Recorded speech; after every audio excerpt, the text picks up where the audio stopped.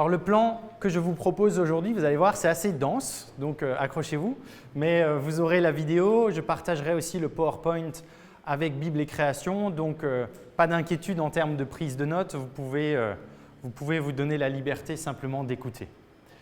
Je commencerai par un rappel de ce qu'est la décroissance et de ce qu'elle n'est pas, et plus particulièrement de la manière dont La Touche travaille ce sujet et s'inscrit dans ce mouvement de pensée.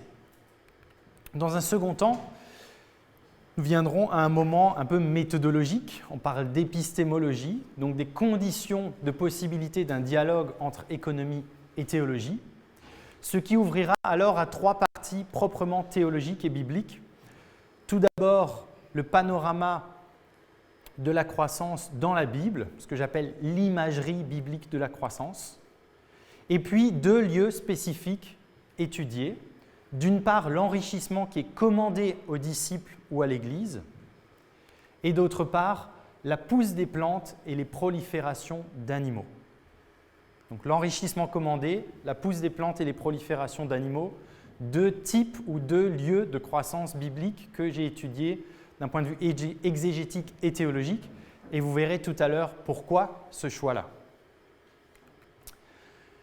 Tout d'abord, donc, la décroissance selon La Touche, et je vous ai mis une image du personnage pour que vous le rencontriez. Évidemment, Serge Latouche est encore vivant, il écrit, il fait des conférences. On s'est rencontrés d'ailleurs à plusieurs reprises. On est intervenus une fois ensemble. Donc, c'est quelqu'un qui est encore engagé, c'est une des grandes plumes de la décroissance. D'aucuns l'ont nommé le pape de la décroissance et son ouvrage Le Paris de la décroissance, la Bible de la décroissance.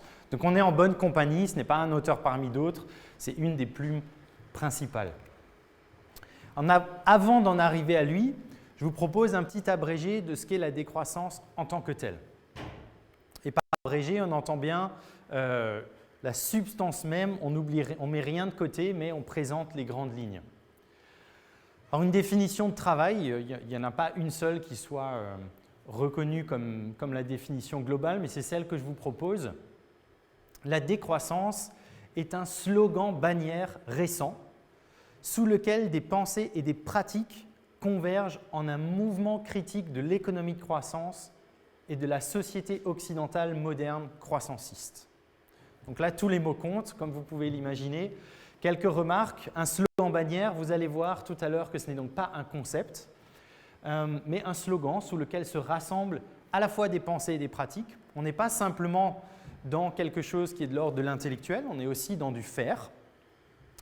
Et cette conjonction d'une pensée et d'un mode de vie et d'une tentative de changer les structures mêmes s'incarne dans la notion de mouvement. Donc la décroissance, ce n'est pas seulement une pensée, c'est un mouvement social, un porteur d'alternatives qui a pour objet à la fois l'économie et la société.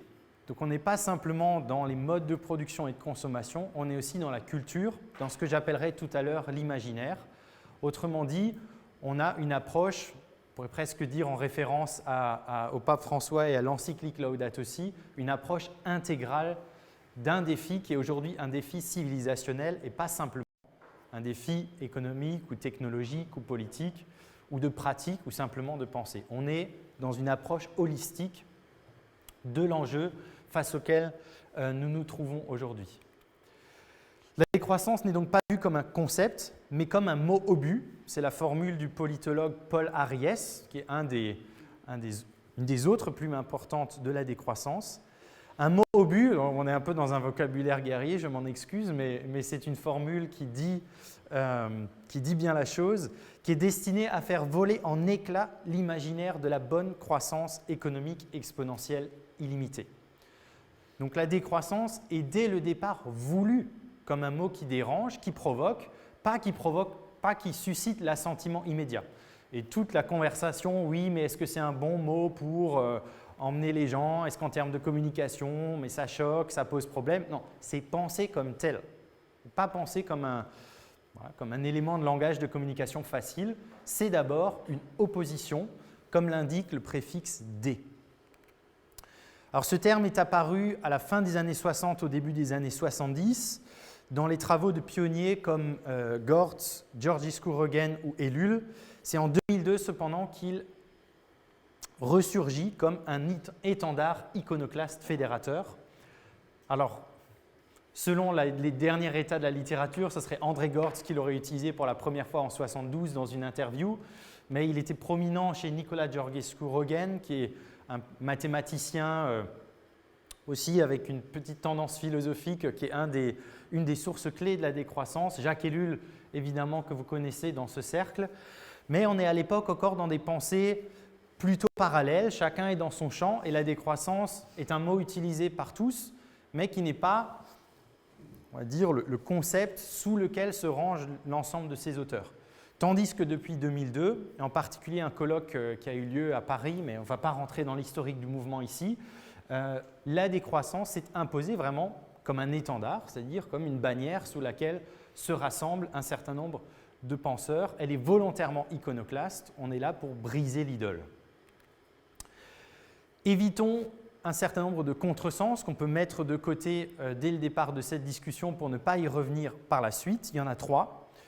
Le premier, la décroissance ne correspond ni à la récession ni à la dépression telles qu'elles sont définies par ladite science économique.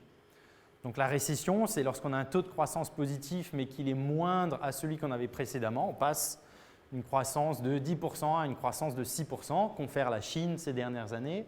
Et la dépression, on est dans une croissance négative. Et ça, c'est la formule qu'utilisent les économistes eux-mêmes, une croissance négative. Et c'est vous dire la prégnance de la croissance pour parler de croissance négative plutôt que de décroissance. Donc on va parler de dépression lorsqu'on a une évolution du PIB qui est négative, voilà, moins 2, moins 3%, etc. Je signale ici en disant ladite science que la question de la scientificité de l'économie est au cœur de notre enjeu et de la problématique. On y reviendra par la suite. Deuxième contresens, la décroissance ne valorise pas la diminution en tant que telle. Pour les auteurs de la décroissance, décroître pour décroître est tout aussi privé de sens, tout aussi absurde que de croître pour croître. Donc la décroissance est d'abord opposition, mise en question, interrogation. Elle n'a pas en premier lieu un contenu positif, et ce aux deux sens du terme, c'est-à-dire on ne pose pas quelque chose sur la table. La décroissance en tant que terme n'est pas d'abord un projet. On ne va pas décroître pour le plaisir de faire moins. Et puis, il y a aussi la question du contenu positif de la décroissance au sens comment est-ce qu'on la rend gourmande ou attrayante. Et donc là, il y a tout un enjeu de communication, effectivement. Alors, Pierre Rabhi parle de sobriété heureuse. C'est une formule qui passe beaucoup plus facilement, bien sûr. Comment est-ce qu'on donne envie d'entrer dans un mouvement alternatif? Comment est-ce qu'on donne envie de faire un pas de côté lorsqu'on a un terme qui, effectivement, à la base, est créé pour déranger? Troisième contresens, la décroissance s'adresse sous ce vocable-là d'abord aux pays dits développés, c'est-à-dire au nord, et seulement indirectement aux pays dits émergents, dits en développement, dits les moins avancés, c'est-à-dire au sud. Et combien de fois est-ce qu'on n'entend pas parmi les détracteurs de la décroissance, oui, mais on ne va pas demander à l'Éthiopie de décroître, toutes les personnes qui vivent dans la misère, etc. Ce n'est évidemment pas l'objet de la décroissance et vous le trouverez chez personne.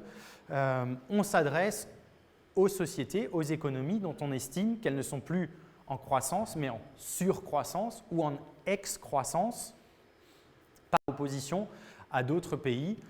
Et là, la question de qu'est-ce que la décroissance a à dire au Sud, etc., c'est une question en tant que telle. On pourra en discuter dans le dialogue si ça vous intéresse, mais je ne l'aborde pas ici. Elle a quelque chose à dire, mais indirectement aussi dans un dialogue avec le Sud. D'ailleurs, bon, c'est plutôt un émergent qu'un pays vraiment encore en développement, mais j'ai rencontré récemment un membre du Conseil des oulémas d'Indonésie. Donc le Conseil des théologiens, et l'Indonésie est le premier pays musulman au monde. Donc, et il a entendu le mot décroissance, donc en anglais degrowth, et c'était la révélation pour lui. Enfin, on a passé 2 heures à en discuter. Il veut que je fasse une présentation sur la décroissance par vidéoconférence avec eux là-bas. Enfin bref. Donc c'est vraiment quelque chose qui a un message aussi pour les autres pays, mais il s'adresse tout d'abord à nous-mêmes. Cette décroissance est marquée au sceau de la diversité. Bien que le terme soit singulier, c'est une pensée critique éminemment diverse. Alors, on en identifie aujourd'hui 4 grands courants, une veine bioéconomiste ou scientifique, confère par exemple Yves Cochet, jusqu'à un courant politique, Paul Ariès ou Vincent Chénet, une branche écologiste, jusqu'à une approche sociétale, donc Pierre Rabhi ou Serge Latouche, à tel point qu'on a pu la qualifier de galaxie. Donc la décroissance a l'air d'être une niche de pensée et puis une position très particulière au sein de la pensée écologiste. En réalité, même si c'est une niche au sens où c'est encore une pensée hétérodoxe et plutôt minoritaire, en son sein, il y a une grande diversité d'approches. Toutes partagent un peu les différents angles qu'on trouve dans ces quatre possibilités, dans ces quatre courants, mais il y a des majeurs, il y a des mineurs, et puis il y a plusieurs manières de composer les choses ensemble. Cette diversité peut néanmoins, pour faciliter un peu les choses, et moi je trouve que ça aide à penser, être rassemblée sous deux grands argumentaires. Un argumentaire écologiste, lequel soutient que l'économie de croissance est non soutenable. Donc là, on va parler les limites à la croissance, les 9 frontières planétaires, la situation de dépassement et autres. Et une approche culturaliste qui va dire que d'abord, la société de croissance est non souhaitable. Donc on est vraiment dans deux types d'argumentation différents. Et si on les oppose complètement, enfin si on les oppose, si on les pousse, si on durcit un petit peu le trait, on peut tout à fait être dans une critique écologiste, mais qui n'a pas de problème avec le consumérisme, outre le fait qu'il y a un enjeu de ressources. Et inversement, on peut avoir une position culturaliste qui critique la société de croissance en tant que telle, sans que la question écologique soit vraiment au premier plan. Alors, où est-on du côté de Latouche en tant que telle? Latouche propose une critique holistique mais hiérarchisée. J'entends par là que tous les aspects de la diversité de la décroissance sont présents, mais il y a une prééminence d'un des aspects, et en l'occurrence, c'est la critique culturaliste. Latouche vient de la critique du développement, déjà dans les années 60-70, c'était un antidéveloppementiste, un tiers-mondiste. C'est quelqu'un qui met en question et rejette la société de croissance d'abord en tant que telle. Alors, il y a plusieurs citations intéressantes, mais l'idée, c'est de dire, même si la planète Terre avait la taille de Jupiter ou de Vénus, même si on avait 2000 années de ressources devant nous, si notre société pouvait continuer sans difficulté écologique pendant 600 ans, Latouche dirait quand même aujourd'hui, il faut complètement changer de modèle social. Parce que c'est la représentation du monde, le monde de valeurs et la hiérarchie des valeurs, le consumérisme, le productivisme, le croissancisme, qui sont en tant que tels mis en question et rejetés parce que voilà, c'est une certaine option philosophique. La critique écologiste vient se surajouter à cette critique fondamentale parce qu'elle a un caractère vital et urgent aujourd'hui. Donc Latouche assume la critique écologiste et elle dit en fait ça rend simplement la critique culturaliste d'autant plus prégnante et aussi un enjeu de survie, pas simplement un enjeu de bien vivre, mais un enjeu de vivre tout simplement. Donc là, on a une certaine option chez cet auteur-là. Les options pourraient être différentes chez d'autres.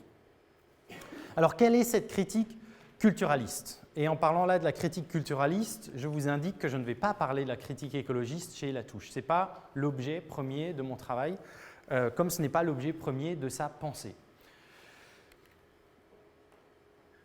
Alors, c'est là où il faut faire un peu un pas en arrière pour comprendre le cadre de la pensée de Latouche, qui est un cadre philosophique, en l'occurrence la philosophie d'un penseur qui est né en Grèce, qui a été naturalisé français, on va dire franco-grec ou gréco-français, Cornelius Castoriadis. Il manque le S. Castoriadis. Alors Castoriadis réfléchit, alors je vais très vite, je ne vous pose pas tout le contexte de sa pensée, tout ça, mais c'est un auteur, vraiment, je vous invite à le découvrir, et notamment son ouvrage « L'institution imaginaire de la société ». C'est un des seuls grands philosophes du XXe siècle qu'on a pu comparer en termes d'envergure de la pensée à Platon, à Marx et à d'autres.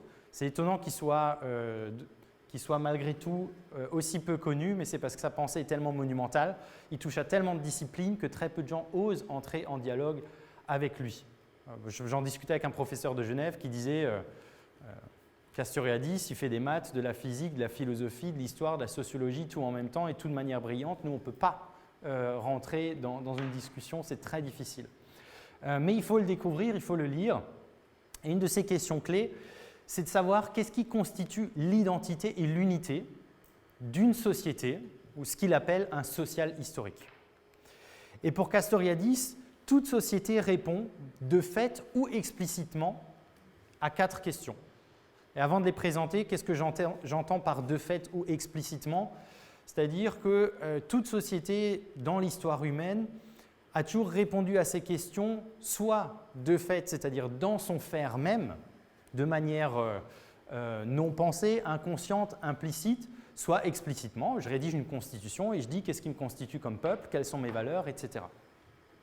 Ces 4 questions sont: qui sommes-nous comme collectivité? Que sommes-nous les uns pour les autres? Où et dans quoi sommes-nous? Que voulons-nous? Que désirons-nous? Qu'est-ce qui nous manque?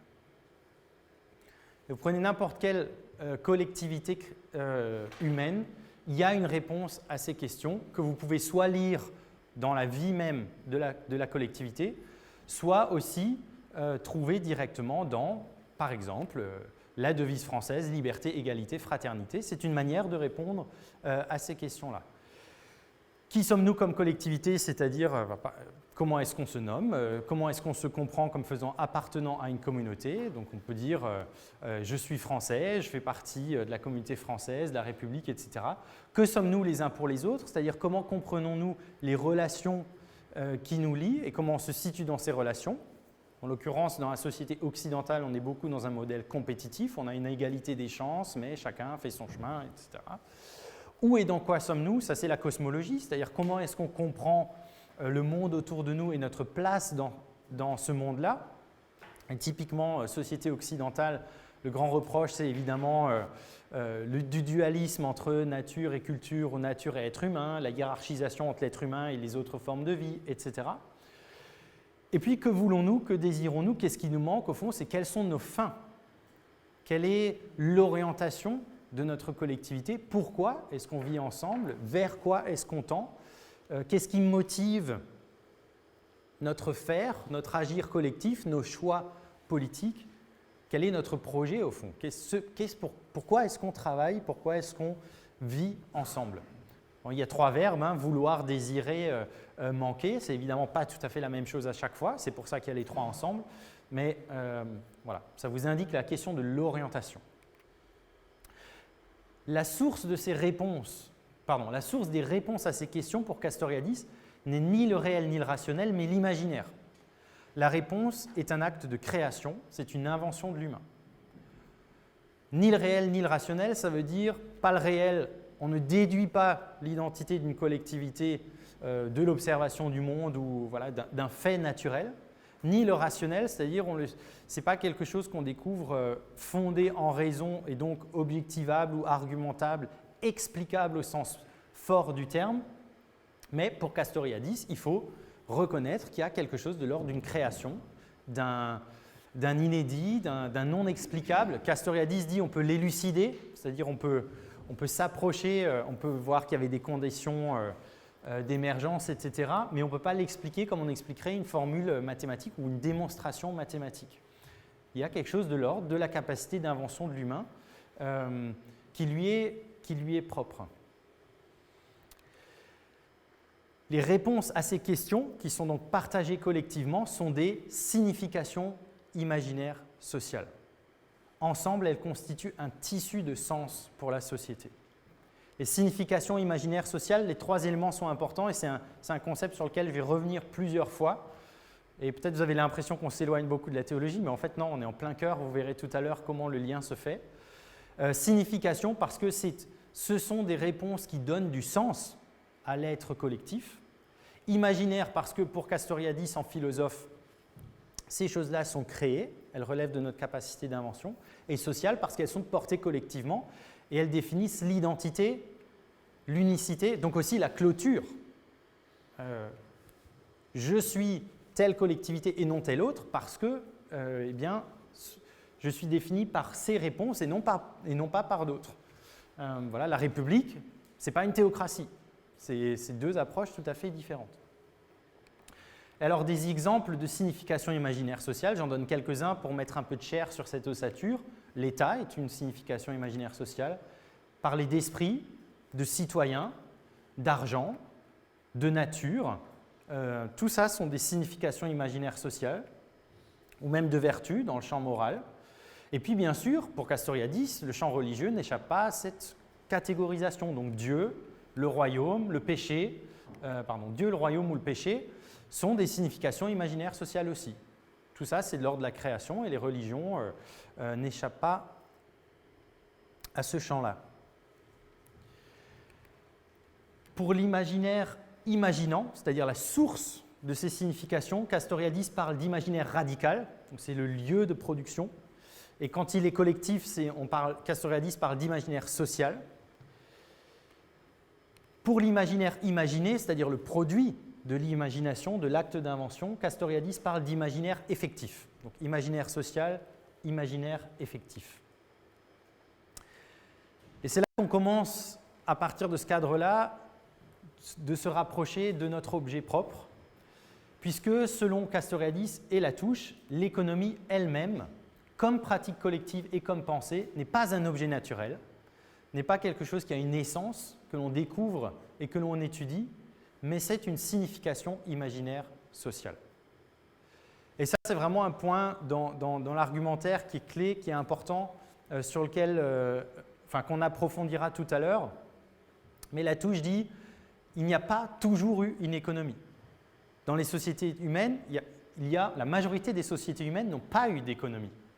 Donc Latouche refuse la distinction entre une économie essentielle et puis la substance d'une économie à un moment historique.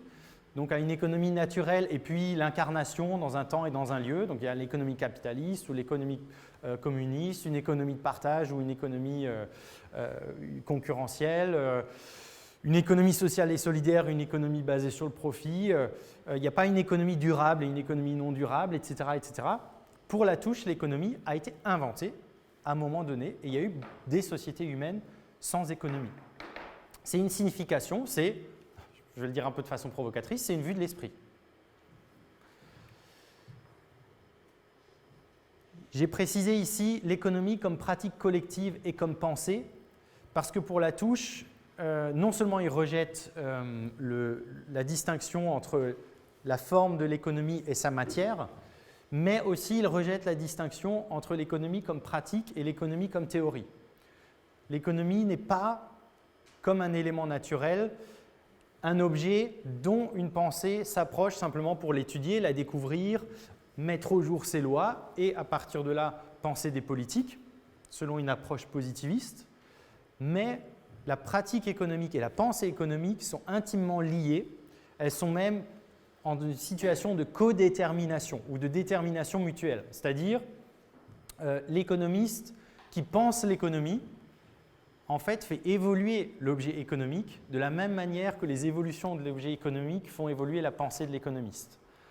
Pour bien comprendre, ce n'est pas comme le physicien qui étudie la pomme qui tombe, qui découvre la loi de la gravité et qui dit c'est comme ça qu'il faut, c'est avec ces calculs-là qu'on va réfléchir à comment on envoie un satellite en orbite autour de la Terre. Ce qui est un peu l'idée du courant majoritaire de l'économie, qui est positiviste, qui voit l'économie comme une science au sens fort. Latouche dit non, la pensée économique a formé la pratique économique et inversement. Donc l'économie est tout entière contingente, créée, imaginée, elle est imaginaire au sens castoriadien. Et ça nous prend, moi quand j'ai découvert ça nous prend complètement à rebrousse-poil parce qu'on pense qu'il y a toujours eu une économie, ça fait partie de la société humaine. Latouche dit non, c'est une invention. L'économie est le résultat d'invention et d'aventure.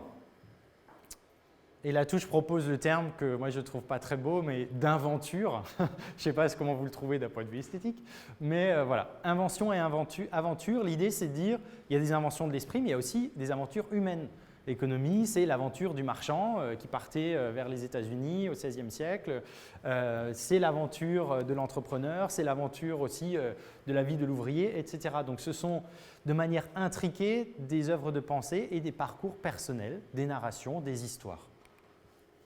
C'est une sphère des activités humaines autonomisée et pensée à part comme économique.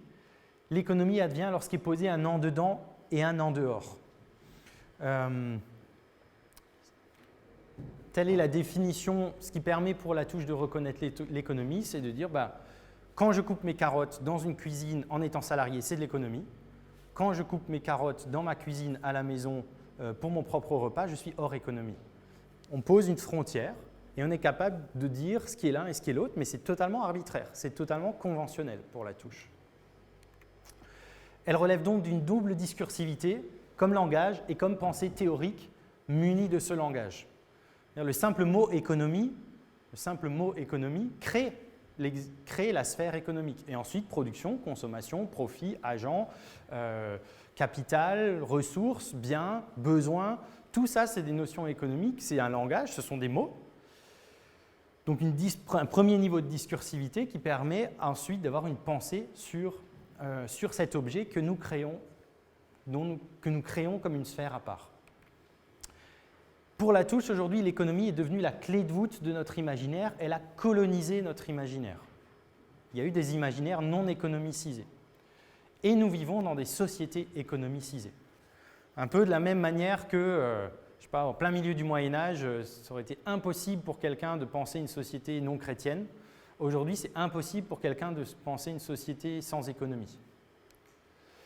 Il s'agit de plus d'une certaine économie, l'économie de croissance, qui met en son cœur et nous met à cœur la croissance illimitée de l'argent, des productions et des consommations comme fin du collectif, véhicule d'un bien-être toujours accru et bien avec un grand B.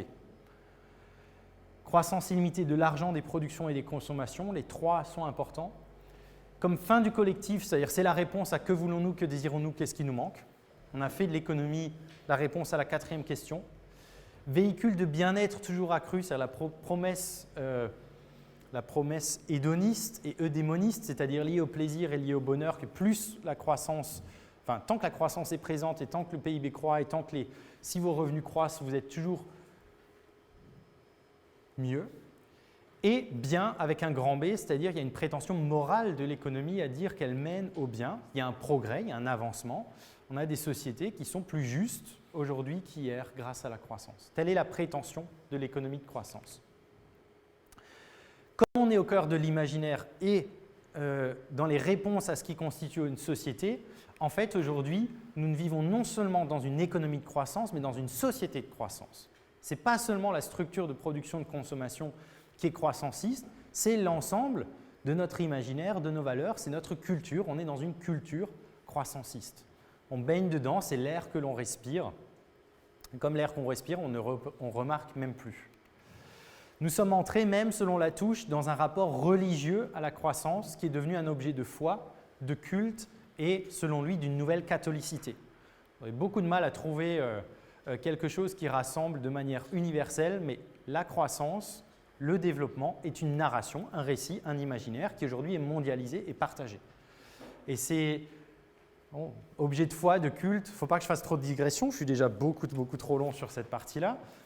Mais quand vous allez à l'ONU, il est impossible de parler d'écologie si vous n'argumentez pas et ne démontrez pas que votre politique écologiste ne va pas être à l'encontre de la croissance ou du développement.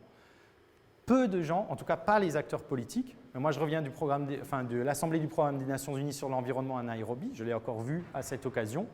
La prémisse partagée par tous les acteurs, c'est le récit de la croissance et du développement.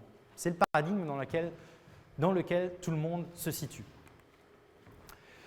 Face à cette économie de croissance et à cette société de croissance, la touche intente un triple procès. Procès d'une part du naturalisme économique, ce que lui appelle l'invention de l'économie. Donc là, on l'a déjà un petit peu commencé ensemble, mais la touche argumente cette idée selon laquelle l'économie est une invention et que ça fait partie de l'imaginaire, et j'ai un chapitre entier sur ça. Le procès d'un utilitarisme vulgaire, c'est-à-dire l'oxymore de l'économie morale. Notre économie à la fois se prétend hors de la moralité, étant un pur instrument, et à la fois se prétend mener au bien. Donc il y a une contradiction dans les termes, et pour la touche, l'économie morale est un oxymore. Aujourd'hui, on a d'abord une production d'inégalité et d'injustice. Et enfin, la trahison de l'opulence, c'est-à-dire la trahison de la promesse imaginaire de l'économie. le procès de l'eudémonisme économiciste, donc l'économie qui mènerait au bonheur. Triple procès, je ne rentre pas du tout dans ça, parce que ça prendrait beaucoup trop de temps, et puis ce que j'aimerais, c'est garder du temps pour l'aspect biblique et théologique ici, mais sachez que tels sont les points principaux de la critique de Latouche. Et vous voyez bien que le premier, le procès du naturalisme économique, est le procès fondateur. Si vous considérez que l'économie est un objet naturel comme d'autres, que l'économie est une science, eh bien la politique économique se déduit de la science. Vous n'avez pas à la discuter, vous avez simplement à l'accepter. C'est un grand enjeu aujourd'hui, même en sciences économiques, en méthodologie économique, quel est le statut, enfin qu'est-ce que l'objet économique, quel est le statut de la scientificité de l'économie. Enfin bon, il y a un vrai combat en ce moment parmi les économistes, notamment en France. Bon, je ne rentre pas dans cette discussion, mais à partir du moment où vous considérez que l'économie relève de l'imaginaire, vous pouvez en opérer la critique. Si elle n'en participe pas, vous ne pouvez pas en opérer la critique. Vous devez écouter ce que disent les économistes. Le projet de Latouche est donc la décolonisation créatrice de l'imaginaire. Alors ceux qui ont un peu des notions d'économie voient un clin d'œil ici à Schumpeter qui parle de destruction créatrice. Donc là, on parle de décolonisation créatrice. Face à la société de croissance, pour Latouche, il s'agit de décoloniser l'imaginaire, déséconomiser, ça c'est des pièges ces mots-là, déséconomiciser les esprits et carrément, il a cette formule, sortir de l'économie, ce qui nous paraît, pour aller vers des sociétés d'accroissance, comme on parle d'athéisme. Il s'agit de décroître au croître. En tout cas, décroître au croître tel qu'il est porté par la société de croissance aujourd'hui. Le défi consiste donc à imaginer et inventer des sociétés d'abondance frugale, autonomes, conviviales et heureuses qui sont réenchâssées dans le social et dans la biosphère. Alors, il y a beaucoup de choses à dire. Société d'abondance frugale, déjà c'est au pluriel. Il n'y a pas un type de société. Latouche, comme de nombreux décroissants disent, il faut réinventer une pluralité. Il faut que les différentes collectivités se réapproprient leur narration, leur compréhension d'elles-mêmes. Et il n'y a pas un modèle qui sera universalisable. Peut-être même que la décroissance en Alsace, ce n'est pas la décroissance en Aquitaine. Donc il y a une pluralité. Abondance frugale, évidemment, c'est une bonne… c'est là une tentative de dire la décroissance avec une autre formule. Il y aurait beaucoup de choses à dire. Qu'est-ce que l'abondance vis-à-vis d'une limite? Qu'est-ce que la frugalité? Bon, autonome, c'est dans le sens, pas dans le sens d'une autonomie, d'une autarcie, mais dans le sens nous posons nous-mêmes les réponses aux 4 grandes questions de Castoriadis. Nous sommes conscients de définir notre imaginaire. Convivial, c'est au sens illichéen du terme, c'est-à-dire on retrouve cette fois-ci une autonomie dans l'utilisation des outils, dans la production de nos vies. Et heureuse, bien sûr, même si Latouche là est extrêmement prudent, pour lui, la décroissance peut au mieux créer des conditions d'un possible bonheur. Il ne va pas dire que ça mène au bonheur automatiquement. Il y a une prudence ici, mais il y a des parcelles de bonheur et de joie, bien entendu, type sobriété heureuse. Voilà. Encore une fois, je m'arrête là, je ne vais pas plus dans le détail. Les moyens pour cela, c'est un travail sur soi. Et alors pour Latouche, l'heuristique de la peur et la prophétie du malheur, la pédagogie des catastrophes. Globalement, Latouche est plutôt pessimiste. Mettre ça en œuvre de manière volontaire dans le contexte d'une société de croissance, c'est quasiment impossible. Il y a un travail sur soi possible d'une certaine manière. Il y a des annonces, des annonces des risques et des menaces, notamment écologiques, qui peuvent être proférées et qui ont un certain impact chez certaines personnes, mais au bout du compte, c'est la pédagogie des catastrophes, c'est-à-dire quand l'effondrement commencera, qu'il y aura véritablement une brisure de l'imaginaire, une fêlure qui ouvre la possibilité d'entrer dans ce que Latouche appelle un moment instituant, c'est-à-dire un nouveau moment de définition de notre récit partagé. Ce sera vraiment que, en fait, lorsque notre civilisation s'effondrera. Donc bon, ce n'est pas la vision la plus optimiste, mais c'est un peu la question de la poule et de l'œuf. Quand vous êtes dans l'imaginaire, c'est très difficile de s'en extraire. Il faudrait en fait déjà un nouvel imaginaire. Donc on est dans une boucle très difficile à approcher. Ce qui est intéressant, c'est que malgré ce positionnement athée et son positionnement philosophique, pour Latouche, il y aura aussi besoin d'un réenchantement du monde et d'une certaine spiritualité qui pour lui est une transcendance sans transcendant avec un grand T. Il parle même de transcendance immanente, c'est-à-dire retrouver une capacité d'émerveillement, de sentir ce qui dépasse la pure matière ou ce qui dépasse un pragmatisme froid. Et pour lui, il utilise le terme de sagesse. Mais il y a quand même l'idée il faut retrouver un peu du merveilleux. Et bon, pour La Touche, c'est le travail des artistes, des poètes. Il est ouvert à l'appui des religions, mais il n'appelle pas de ses voeux une nouvelle religion. Partant, comment est-ce qu'on effectue le lien entre économie et théologie? Comment est-ce qu'on passe de l'objecteur de croissance, puisque c'est comme ça que s'appelle ou s'auto-appellent les décroissants, à la théologie? Pour cela, il faut penser les conditions de possibilité d'une interdisciplinarité. On se situe dans, là aussi, un moment méthodologique important, qui est en fait le point nodal de ma thèse. J'ai un chapitre entier sur cette question épistémologique.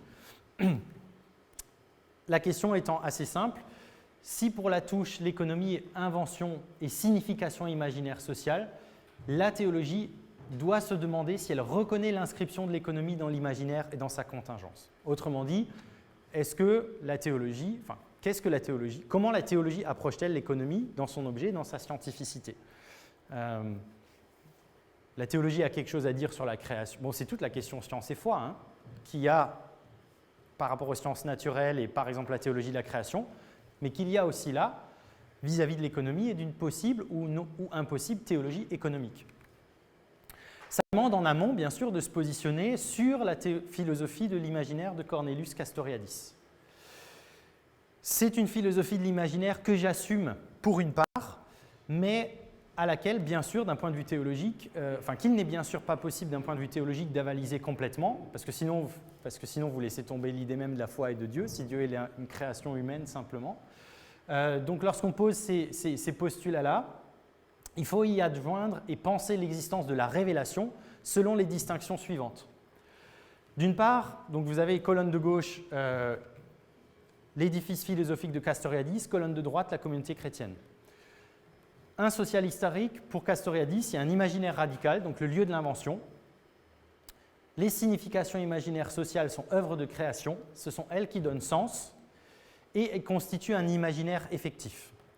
Par jeu de miroir, moi je considère qu'en théologie, la source de sens et des significations, ce n'est pas l'imaginaire radical, mais c'est la révélation. Ce n'est pas une œuvre de création, mais un processus de révélation-interprétation. Alors je ne vais pas rentrer là dans tout le discours théologique sur qu'est-ce que la révélation et comment est-ce que ça… Bon, mais pour le moins, je mets révélation-interprétation, c'est-à-dire c'est un processus de message et de réception. Donc il y a interprétation, il y a position située du sujet. Ce n'est pas Dieu qui fait tout, ce n'est pas un message qui tombe sur terre depuis le ciel en un bloc, il y a un processus d'appropriation de l'humain. Donc il y a une interprétation, il y a une herméneutique. Et la socialité dans laquelle elle est reçue, c'est l'Église, n'est-ce pas? Donc, par un jeu de parallélisme et de renvoi terme à terme, là où d'un point de vue philosophique, on a des significations imaginaires sociales, pour moi, en théologie, on a des significations herméneutiques ecclésiales. Au lieu de l'imaginaire, l'interprétation, au lieu d'une société, l'Église. Et là où à gauche, on a un imaginaire effectif, à droite, on a une imagerie chrétienne. Et parler d'imagerie plutôt que d'imaginaire, c'est dire qu'il y a quand même quelque chose qui nous est donné. Il y a une interprétation, mais il y a une image, il y a une représentation fondée théologiquement, fondée dans la lecture de la Bible et dans la reprise théologique qui nous est donnée. Donc on n'est pas simplement dans un processus de création. Ce qui est important, c'est que les significations imaginaires sociales et les significations herméneutiques ecclésiales sont deux espèces d'un même genre qui sont les significations collectives. Autrement dit, on a des éléments de sens, on a des énoncés qui confèrent du sens, qui sont portés collectivement. Et c'est parce qu'on est dans le même genre conceptuel qu'il peut y avoir dialogue entre théologie et économie comprise au sens de La Touche. Autrement dit, il n'y aurait pas la possibilité d'une interrogation mutuelle et d'un dialogue. Je tiens donc pour convaincante et vraisemblable la double définition de La Touche de l'économie, comme invention, comme signification imaginaire sociale. Et pour moi, donc, une théologie économique est impossible. On se situera toujours dans une nécessaire critique théologique de l'imaginaire économique et économicisé. Donc ce que j'essaie de dire là, c'est comme l'économie, c'est une vision du monde, et qu'elle se prétend comme autonomisée à part dans son droit propre, je ne peux pas avoir de théologie économique parce que pour moi, la théologie, c'est un discours qui n'est pas venant de l'imaginaire, mais qui est théocentrique. On reçoit un message et où on ne peut pas faire comme s'il y avait une sphère à part sur laquelle Dieu n'a rien à dire. Mais nous sommes toujours en instance critique de l'imaginaire économique. Bon, c'est une distinction peut-être, je ne sais pas si vous trouvez ça un peu subtil, mais pour moi, c'est vraiment important d'un point de vue méthodologique. Partant des 3 procès que fait Latouche, j'ai sérié 15 grandes questions qui sont posées à la théologie, ou 15 lieux qui seraient les lieux de regard critique de la théologie sur l'imaginaire économique. Je ne vais pas les lister là, et de toute manière, ça désigne un champ de travail qui est d'ailleurs pour partie, assumé et travaillé par de nombreux théologiens. J'en ai gardé une question qui est la question fondamentale, structurante, qui pour moi est celle de la signification imaginaire de la croissance en tant que telle. Ce qui est mis en question, c'est la signification de la croissance. Comment se formule et s'articule au sein de l'imagerie chrétienne la signification herméneutique ecclésiale de la croissance et dans quelle mesure consonne-t-elle ou dissonne-t-elle avec la signification imaginaire sociale occidentale moderne de la croissance. Je crois que j'ai le record du plus grand nombre d'adjectifs post-nom. Imaginaire social occidental moderne. Voilà. Bon, la précision se fait parfois au prix d'une certaine lourdeur. Mais telle était donc la problématique spécifique de mon travail. Donc, ce qui est en cause, et si on prend un peu de recul là, thèse sur la décroissance, vous vous attendiez peut-être à m'entendre parler ce matin de diminution, de sobriété, de simplicité, etc. Donc, comment le décroître porté par Latouche mène à un décroître du côté théologique? Ou quel discours sur la diminution, la décroissance attention du côté théologique?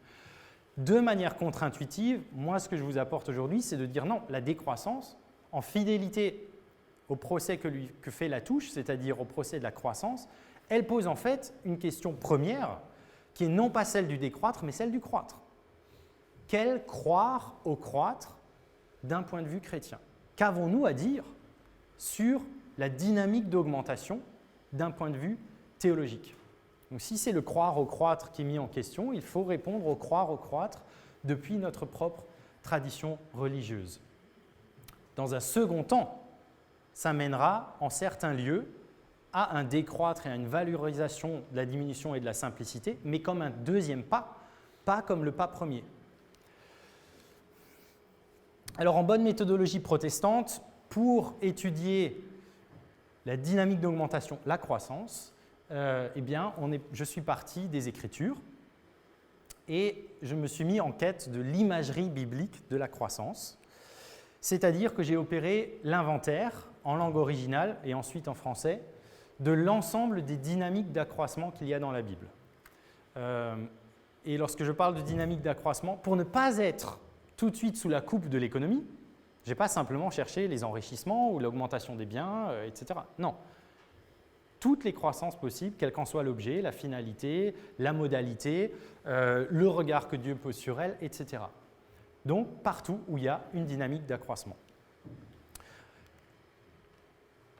Alors, j'ai d'abord lu toute la Bible en français, ensuite j'ai pris mes concordances et j'ai identifié 3 champs lexicaux. Le champ lexical en hébreu. Alors, évidemment, on ne va pas rentrer là-dedans, mais vous voyez que c'est quand même, il y a un nombre de termes hébreux qui peuvent connoter ou dénoter la croissance qui constitue un véritable champ lexical. C'est le cas aussi en araméen. Vous savez qu'il y a quelques petits passages en araméen dans la Bible, pas beaucoup, donc là on est sur un pool de termes réduits. Et puis en grec, pour le Nouveau Testament, où on a aussi un champ lexical relativement étendu. Alors vous imaginez le travail de bénédictin qui consiste à prendre toutes les Écritures et à les vérifier chaque occurrence de chaque terme. Et la raison pour laquelle j'ai aussi lu la Bible en français de A à Z, c'était pour repérer toutes les occurrences d'une croissance qui est présente dans le texte sans qu'un mot-clé permette de la découvrir. Vous voyez, parce qu'il y a beaucoup d'endroits comme ça où il se passe une croissance sans que vous ayez le verbe croître ou pousser. Voilà. Le matériau récolté fut considérable. Bon, ce travail-là m'a pris 8 mois, hein, à plein temps. Donc, vous voyez un peu, parce que j'ai fait un… D'ailleurs, dans les volumes qui circulent, vous voyez le second volume, vous avez la liste organisée en typologie de toutes ces croissances. Donc, vous voyez, c'est le grand tableau là qu'il y a dans le petit volume. J'ai répertorié environ 1000 passages. 1000 passages que j'ai ensuite organisés selon les types de croissance, etc. Bon, on va y venir, mais c'est un matériau considérable. Cet inventaire a permis de voir l'imagerie biblique de la croissance. Il m'est complètement impossible de le présenter ici de manière large, Ancien Testament, Nouveau Testament, etc. Donc je vous propose pour le moins un certain regard. Et la première chose à dire, c'est que le matériau biblique souligne l'intérêt pour la croissance, et je défends dans ma thèse que ça peut être une catégorie théologique en tant que telle. Et c'est aussi une des découvertes importantes, c'est de dire la théologie chrétienne ou la foi chrétienne ne balaye pas du revers de la main la croissance en disant c'est mal. Non, elle a un intérêt pour l'augmentation, pour la croissance. C'est même, à mon sens, je parle de catégorie théologique, ça pourrait être une entrée dans des dictionnaires de théologie, ça n'est pas le cas aujourd'hui, parce que quasiment tous les moments de l'histoire du salut ou tous les grands lieux théologiques ont une dimension de croissance. D'ailleurs, à mon sens, mis à part l'événement de la crucifixion et de la résurrection, tous les grands moments du salut ont une question de croissance en leur cœur. Alors si vous réfléchissez, je vous donne 2-3 exemples. Vous ne pouvez pas parler de théologie de la création sans croissance. Pousse des plantes, prolifération des populations animales, bénédiction originale de la croissance démographique des êtres humains. Vous ne pouvez pas parler de l'histoire d'Israël sans croissance. Enfin, déjà, les patriarches. Promesse aux patriarches, tu deviendras aussi nombreux que les étoiles, tu vas devenir riche, etc. L'histoire d'Israël, pourquoi est-ce qu'on est mis en esclavage? Parce que le peuple a cru d'un point de vue démographique et est devenu trop fort aux yeux de Pharaon, et Pharaon a voulu le réduire. Donc, il l'a mis en esclavage. Que se passe-t-il lorsqu'Israël quitte l'Égypte? C'est d'abord une histoire d'enrichissement. Israël part, c'est une libération, mais c'est un enrichissement. Israël part avec tout l'or et l'argent des Égyptiens. La conquête de la terre se dit aussi en termes de croissance, non seulement en termes de dons. Dit, tu vas avoir un territoire et je vais l'augmenter petit à petit. Il y a des passages dans l'Exode qui présentent la conquête de cette manière. La conquête est histoire d'enrichissement. D'ailleurs, on dit même d'Israël qu'il est devenu gras. Vous vous êtes engraissé, vous êtes devenu riche, mais n'oubliez pas que c'est par ma main, pas par votre propre travail. Pourquoi est-ce qu'il y a exil? Parce qu'Israël non seulement a péché, mais Israël a accumulé des péchés jusqu'au ciel. Le péché d'Israël est décrit en termes de croissance, d'un péché qui se multiplie. De la même manière, la promesse de Dieu de réhabilitation, de rénovation, de renouvellement d'Israël se dit de manière croissanciste. Je te rendrai encore plus nombreux qu'auparavant. Bref, vous pouvez faire, et l'Église, alors vous allez du côté de l'Église, l'Église, on la présente comme une communauté qui croit. Vous ne pouvez pas parler du royaume sans parler de la croissance, avec les métaphores de la graine qui pousse la nuit, qui est la plus petite des graines, qui devient la plus grande des plantes potagères. Il y a de la croissance partout. Donc pour moi, parler de catégorie théologique, c'est dire que nous ne pouvons avoir de discours sur le Dieu chrétien en omettant que Dieu est le Dieu qui fait croître. C'est aussi le Dieu qui valorise certaines croissances, en dévalorise d'autres, qui commande certaines croissances, interdit d'autres, etc. Donc on a une vraie catégorie théologique. Et ce que cela nous montre, au-delà du fait que la croissance est valorisée et est une vraie question, c'est que la Bible pose la question du sens. La croissance, oui, mais de quoi? Toutes les croissances ne sont pas valorisées. Ça dépend de l'objet. Pourquoi? Une croissance notamment qui est purement individuelle, qui est dans le non-partage envers le prochain est rejetée. Donc, quelle en est la finalité? Pour qui? À qui est-ce qu'elle bénéficie? Est une question clé dans le matériau biblique. Comment? Et confère là, par exemple, dans l'Ancien Testament, un enrichissement rapide et suspect. Vous allez dans les Proverbes ou dans les Psaumes, celui qui s'est enrichi de manière rapide, il va s'effondrer tout aussi vite. Donc il y a la question, là c'est intéressant, la question de la vitesse. On considère que si c'est rapide, c'est forcément qu'il y a des gens qui ont été floués dans l'histoire.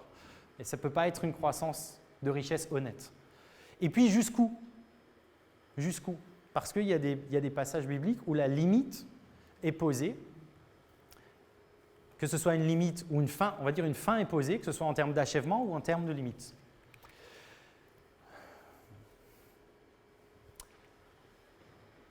C'est une catastrophe, je suis beaucoup trop long, mais Bon, on a du temps jusqu'à 12h15, on a 1 heure devant nous.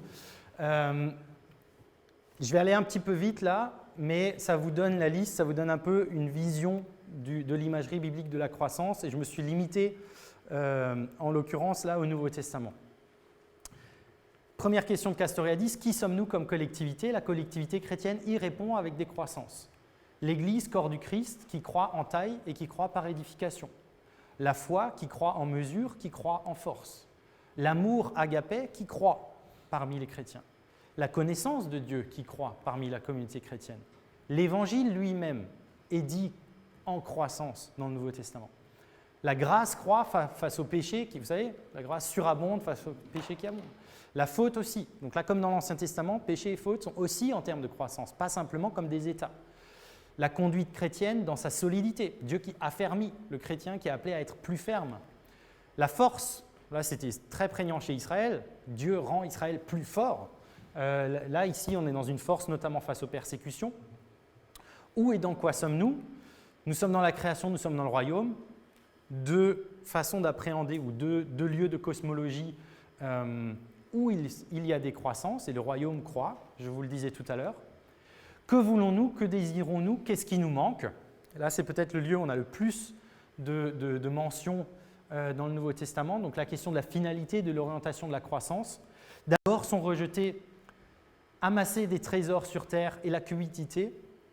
Donc, toutes les croissances de la richesse. Et là, attention, nuance, je ne parle pas de l'état statique de richesse, je parle de la dynamique éventuelle d'accroissement de la richesse.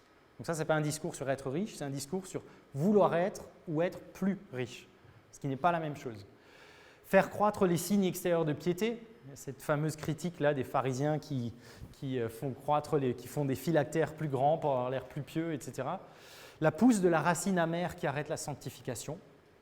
Et alors sont valorisés, en revanche, amasser des trésors au ciel et auprès de Dieu, s'enrichir en belles œuvres, augmenter le nombre de biens des disciples. Quand tu dis, en fait, vous allez tout quitter, femmes, enfants, maison, etc., mais vous aurez 100 fois autant, parce que vous serez dans la communauté, ce sera partagé. La question du rendement des talents et des mines dans les deux paraboles éponymes, le nombre d'ouvriers pour la moisson de Dieu. Vous savez, Jésus qui dit « priez pour qu'il y ait plus d'ouvriers ».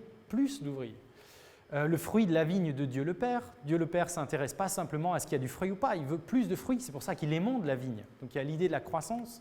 L'augmentation de la foi des disciples, c'est la seule croissance qui est demandée par les disciples dans le Nouveau Testament. Augmentons-nous la foi. La croissance du bien-être, et je n'ai pas mis de tiret exprès, c'est-à-dire l'amour, la grâce, la connaissance de Dieu, la miséricorde, la paix sont toutes décrites comme des croissances dont on cherche la réalisation. Et la croissance du bien-faire, beaucoup de questions de perfection, de croître vers la perfection dans son bien-faire et dans les actes d'amour.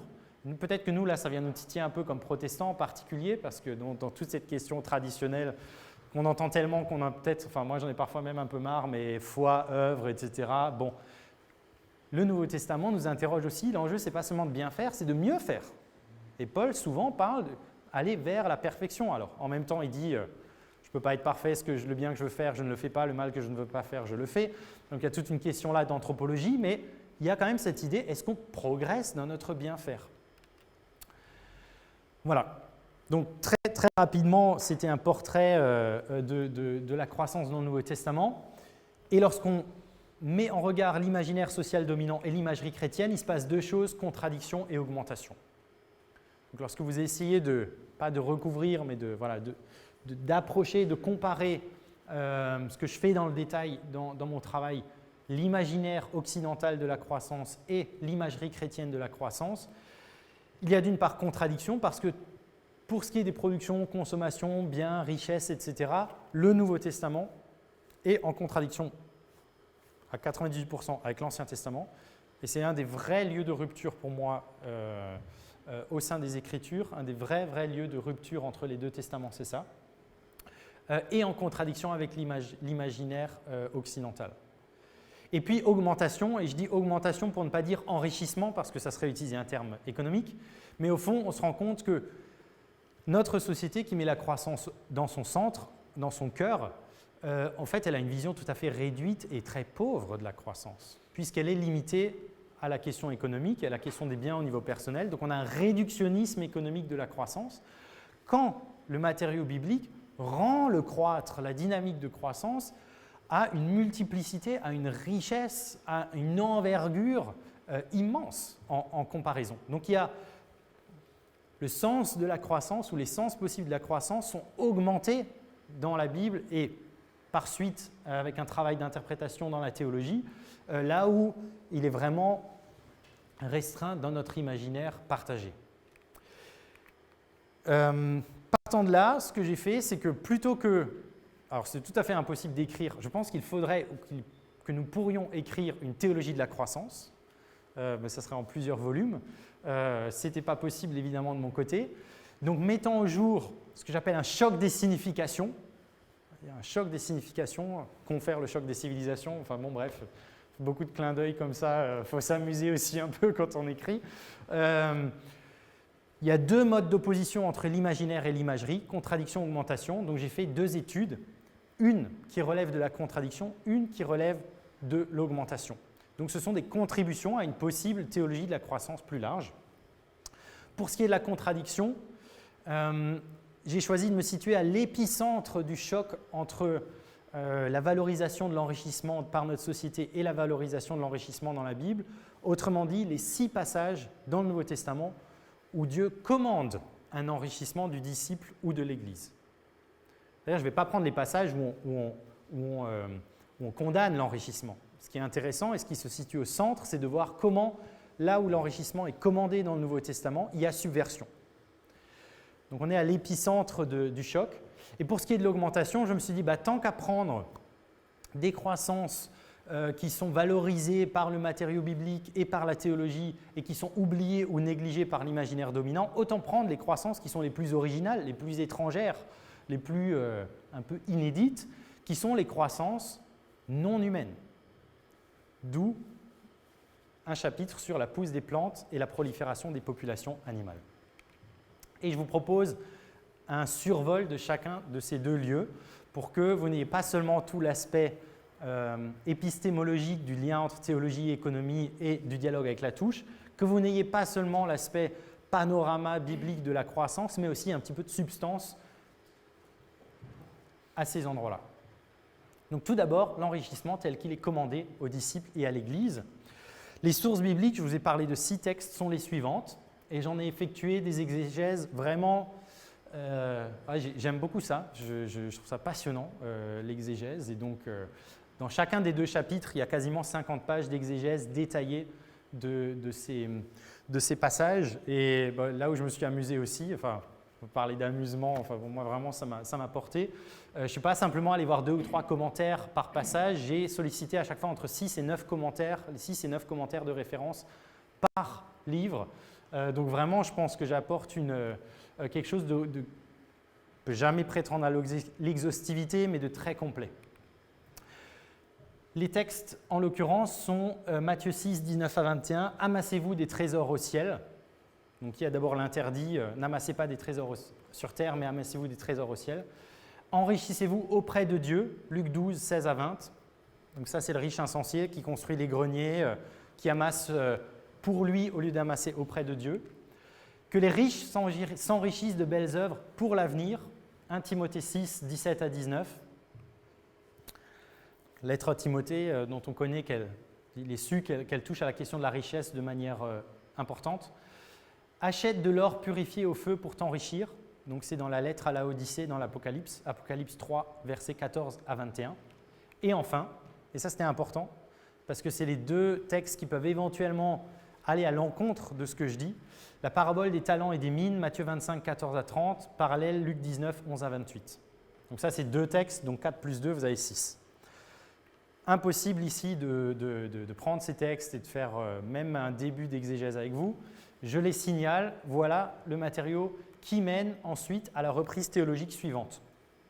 Tout d'abord, dire que l'enrichissement est une croissance assumée. Dieu rejoint les humains dans leur aspiration au déploiement et dans leur langage. Il n'y a pas une anthropologie statique pour ainsi dire. Dieu reconnaît que l'être humain a un élan, une aspiration à augmenter d'une manière ou d'une autre. Et il rejoint dans leur langage parce qu'il dit « amassez des trésors, enrichissez-vous ». On reprend ce qui est un proto-langage économique dans le Nouveau Testament. Et ce qui est important, c'est de signaler à cet endroit, et pour tout de suite mettre de côté une mécompréhension possible, le fait que Dieu veut que chacune et chacun puisse vivre dans un bien-avoir. Il n'y a pas dans le Nouveau Testament ou dans la théologie chrétienne, à mon sens, d'ascèse ou de rejet du monde et des biens matériels avec une tonalité gnostique, etc. Il y a même un projet de régal, de savouration et de fête. Et les trois mots sont importants et sont distincts. Et je convoque là des théologiens contemporains. Et c'est vraiment passionnant de lire voilà, le régal. L'être humain, il a été créé, jardin d'Éden, littéralement, c'est le jardin des délices. L'être humain est placé dans le jardin où les arbres sont beaux à regarder et les fruits sont goûteux. Il y a un idéal de plaisir, il y a un hédonisme digne, il y a une savouration saine posée par les Écritures. La savouration, justement, Psaume 34, voyez et goûtez comment le Seigneur est bon. On interprète ça souvent de manière métaphorique. Il y a des théologiens qui ne défendent pas du tout. Quand vous mangez quelque chose de bon, quand vous mangez une fraise qui est de saison, locale et bio, elle a du goût et vous goûtez le Créateur, ce faisant. Et la fête, bon là, il ne faut pas que je rentre trop dans le détail, mais combien de fois Jésus est à table? Le premier signe dans l'Évangile selon Jean, Jésus rajoute 6 jarres du meilleur vin à la fin d'un mariage quand tout le monde… enfin voilà, on l'a traité de glouton, on l'a traité d'ivrogne, par opposition à Jean-Baptiste qui lui mangeait rien, buvait rien. Il y a l'idée du banquet eschatologique. Dans les temps derniers, c'est un festin qui nous est promis par Dieu, ce n'est pas vivre du strict nécessaire. Et ça, c'est très important pour bien comprendre que la simplicité chrétienne qu'on défend, c'est une simplicité savourante. Ce n'est pas une simplicité presque autoflagellante ou dans un rejet implicite du corporel et du matériel ou même de la sexualité. Non, on assume le corporel et le matériel. Bon, j'arrête, mais c'est important et je trouve ça intéressant. Et en même temps, même si Dieu nous rejoint dans ce déploiement, même si Dieu nous rejoint dans la volonté d'un bien-avoir, du régal, la savouration et la fête, il y a une subversion de l'idée d'enrichissement. Parce que la richesse dont l'augmentation est commandée est délocalisée. Elle doit être au ciel et auprès de Dieu, non sur terre et dans le monde. Et c'est bien là la distinction entre le bien-avoir et le plus-avoir. L'enjeu, c'est de ne pas chercher le plus-avoir. La richesse dont l'augmentation est commandée a un objet renaturé. En l'occurrence, l'exégèse montre que lorsqu'on parle d'une croissance au ciel ou auprès de Dieu, on parle en fait d'objets distincts et les progrès qui sont identifiés et visés ici sont des progrès dans la relation de piété à Dieu et dans le bien-faire au bénéfice du prochain. On s'enrichit au ciel lorsque on agit mieux envers autrui. Je dis juste en passant, mais je ne rentre pas du tout dedans, qu'on est en contradiction totale avec ce qu'on appelle la théologie de la prospérité. D'ailleurs, il y a un travail du CNEF là-dessus qui est très intéressant, je vous invite à le consulter. Autrement dit, pour s'enrichir soi, il faut enrichir l'autre et s'enrichir de la relation à l'autre, mais ce n'est pas au détriment de soi. Pour le disciple riche en particulier, cela signifie un appel au partage par le don et par la mise en commun, de manière généreuse et joyeuse. Et là, il y aurait plein de choses à dire. Au partage au pluriel, parce qu'il y a diverses modalités du partage auxquelles sont invités les disciples dans ces textes bibliques. Le don et la mise en commun sont deux modalités distinctes. Le don, on laisse partir une partie de ses biens. La mise en commun, c'est, on parle d'économie du partage, c'est effectivement partager l'usage, et de manière généreuse et joyeuse, et on est là dans une tension fructueuse dans les écrits du Nouveau Testament entre l'appel à donner plus, ou l'appel à donner de manière généreuse, et puis la considération que Dieu est heureux lorsque quelqu'un donne avec joie. C'est-à-dire pas en se forçant à donner 150 au lieu des 70 que j'aurais préféré. Donc il y a une tension féconde entre constamment l'appel à la générosité et puis le fait que, mais non, ça doit être quelque chose de l'ordre d'un élan du cœur, d'un élan spontané et joyeux. En d'autres termes, l'enrichissement au ciel et auprès de Dieu s'effectue par des décroissances. Et c'est là où on retrouve la dynamique croître et décroître. Je crois au ciel lorsque je décroît dans une certaine mesure jusqu'à un certain point sur terre.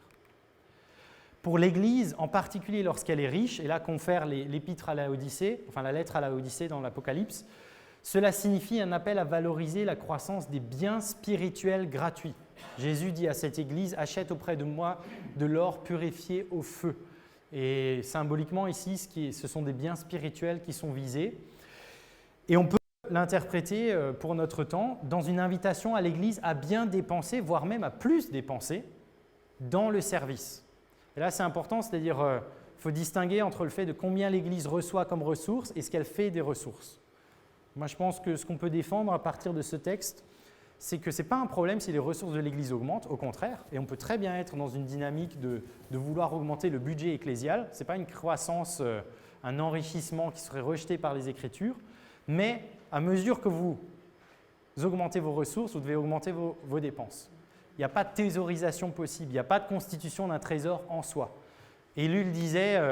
la seule épargne autorisée pour le chrétien, c'est celle qui a une finalité identifiée.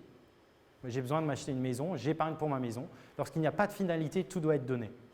Pour l'Église, tout doit être mis au service, tout doit être un moyen.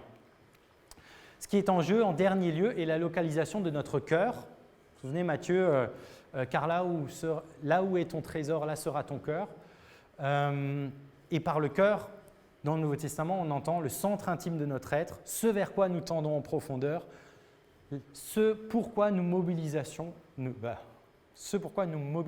forces. Donc au fond, d'ailleurs, c'est un enjeu de situation existentielle, de situation personnelle.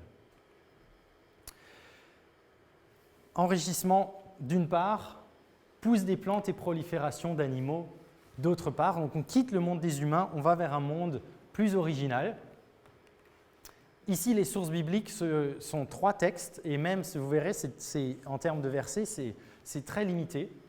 Les exégèses effectuées sont sur l'ordre créationnel de la pousse des plantes, Genèse 1, 11 à 13, donc la journée où Dieu commande et fait se réaliser la pousse originelle des plantes. La bénédiction créationnelle pour la prolifération des animaux aquatiques et ailés, Genèse 1, 20 à 23. Donc quand je parle de bénédiction créationnelle, c'est la bénédiction dans le récit, dans le moment mythique de la création.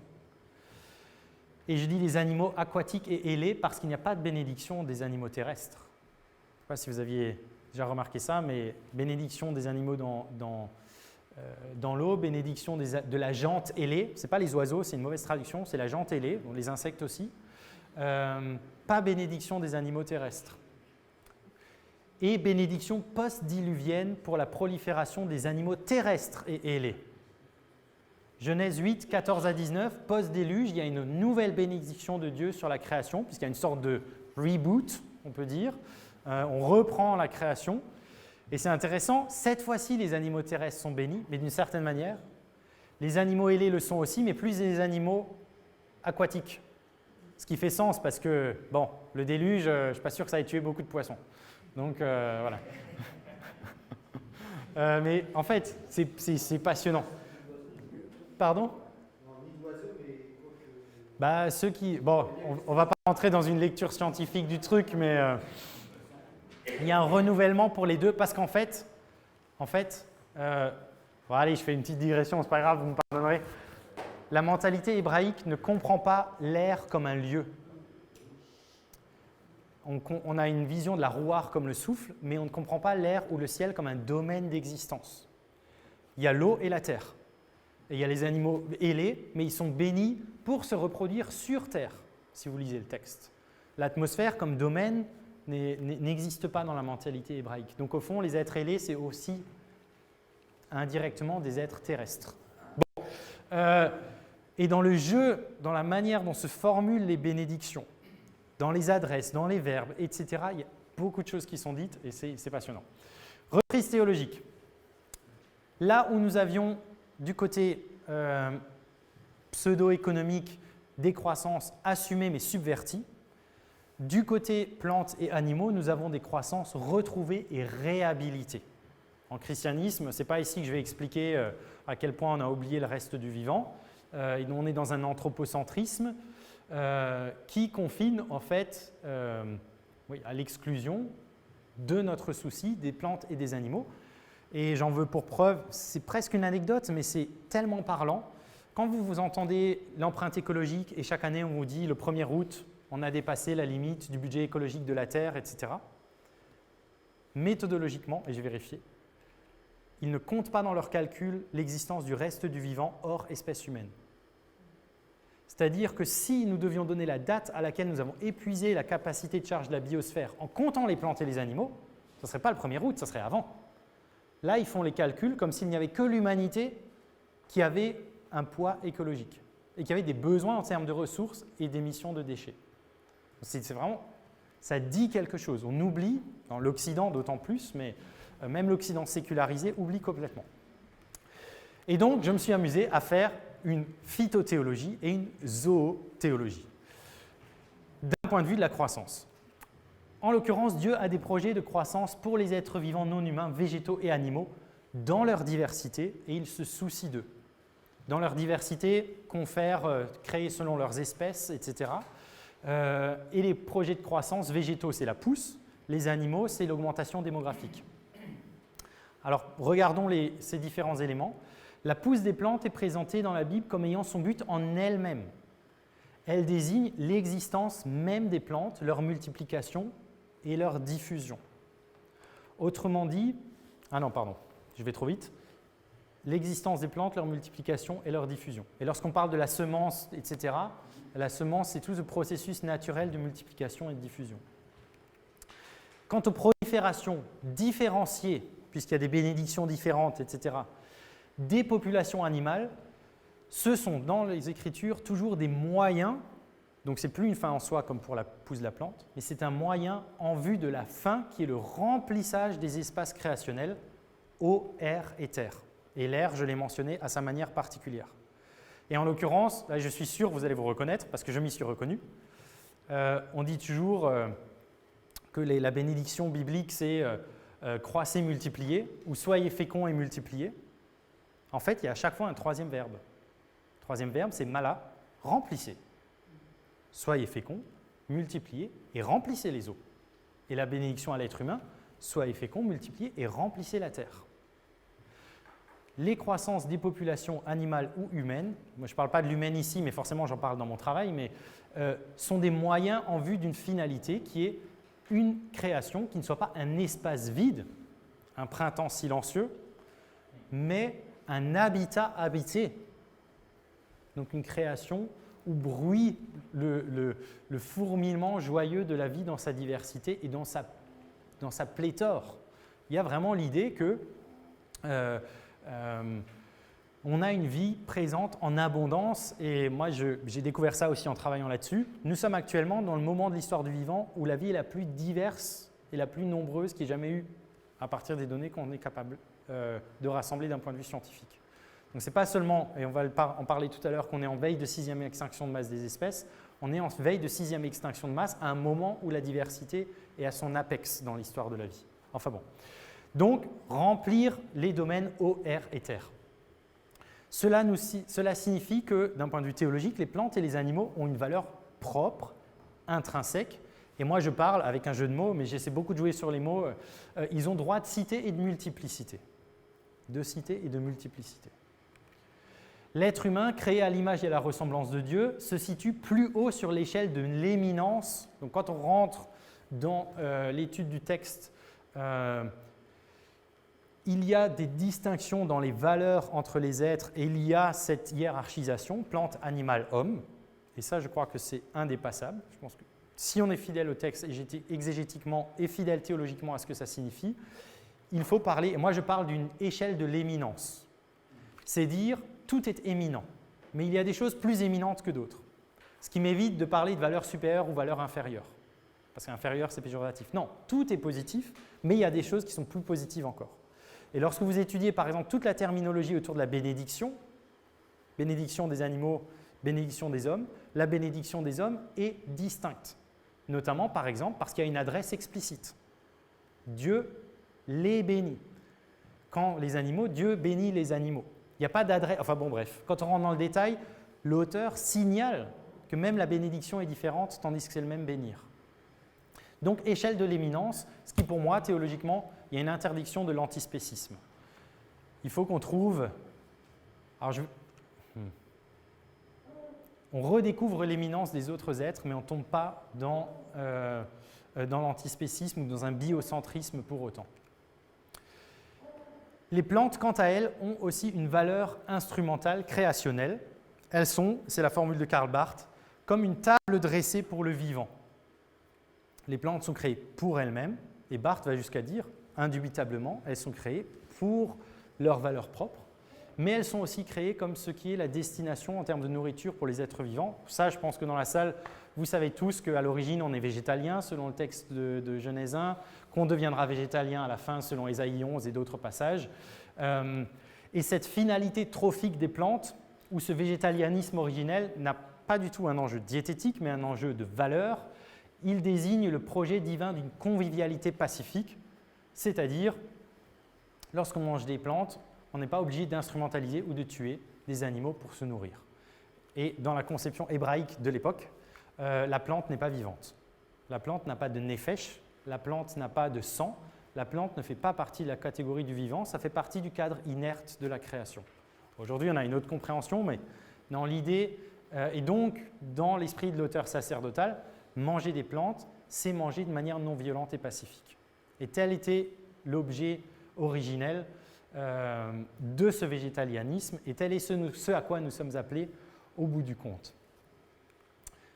Ce à quoi nous sommes appelés, mais il y a le récit du déluge, Genèse 9, où on dit tu peux manger de la viande, enfin bon bref, pas le temps de rentrer dans, dans cet enjeu en tant que tel. Quant aux animaux, ils ont aussi une valeur instrumentale, mais post-diluvienne et avant-dernière, puisqu'il nous est possible de manger de la viande dans le temps pré-eschatologique, mais très clairement, pour Dieu, l'utilisation et la consommation des animaux sont des pis-aller pénultièmes, c'est-à-dire avant-derniers. Et j'aime à rappeler ici que, en théorie, comme chrétiens, c'est un des seuls points de législation dans le Nouveau Testament, nous ne sommes pas censés manger la viande avec le sang. Lorsque vous allez en Acte 15, Assemblée de Jérusalem, grand débat entre Paul et puis certains qui ne sont pas nommés chrétiens, qui voulaient imposer aux pagano-chrétiens d'accepter la loi, d'être circoncis, consensus au sein de l'Assemblée de Jérusalem, nous ne vous imposons pas la circoncision, à vous païens qui devenez chrétiens, nous ne vous imposons pas la loi, mais il y a, il y a quatre conditions fondamentales que quand même vous devez respecter. Et parmi elles, il n'y a pas consommer la viande sacrifiée aux idoles, il n'y a pas consommer le sang. Et donc, ça c'est vraiment intéressant et on ne le dit quasiment jamais. Donc en théorie, on garde du judaïsme ou de nos racines juives le fait de ne pas consommer la viande avec le sang. Et ce qu'il y a derrière, évidemment, comme le sang c'est la vie, c'est de dire, toujours nous rappeler que si on mange un animal, on réclame une vie et que c'est un crime aux yeux de Dieu qui n'est que permis pour le moment parce qu'il a reconnu qu'on est des êtres violents. Idem, je vais vite, mais ça c'est intéressant de voir que c'est même dans le Nouveau Testament et dans ce lieu clé d'Acte 15. Le projet de Dieu qui émerge de cette image est celui d'une création habitée à profusion, marquée au coin de la diversité, dans la joie et une concorde pacifique. La seule limite qui est posée concerne le domaine terrestre. Les proliférations animales ne doivent pas se faire au détriment de la croissance démographique humaine. C'est la raison pour laquelle, pour aller très vite, il n'y a pas de bénédiction des animaux terrestres en Genèse 1. Il y a une bénédiction de l'homme, mais pas des animaux terrestres.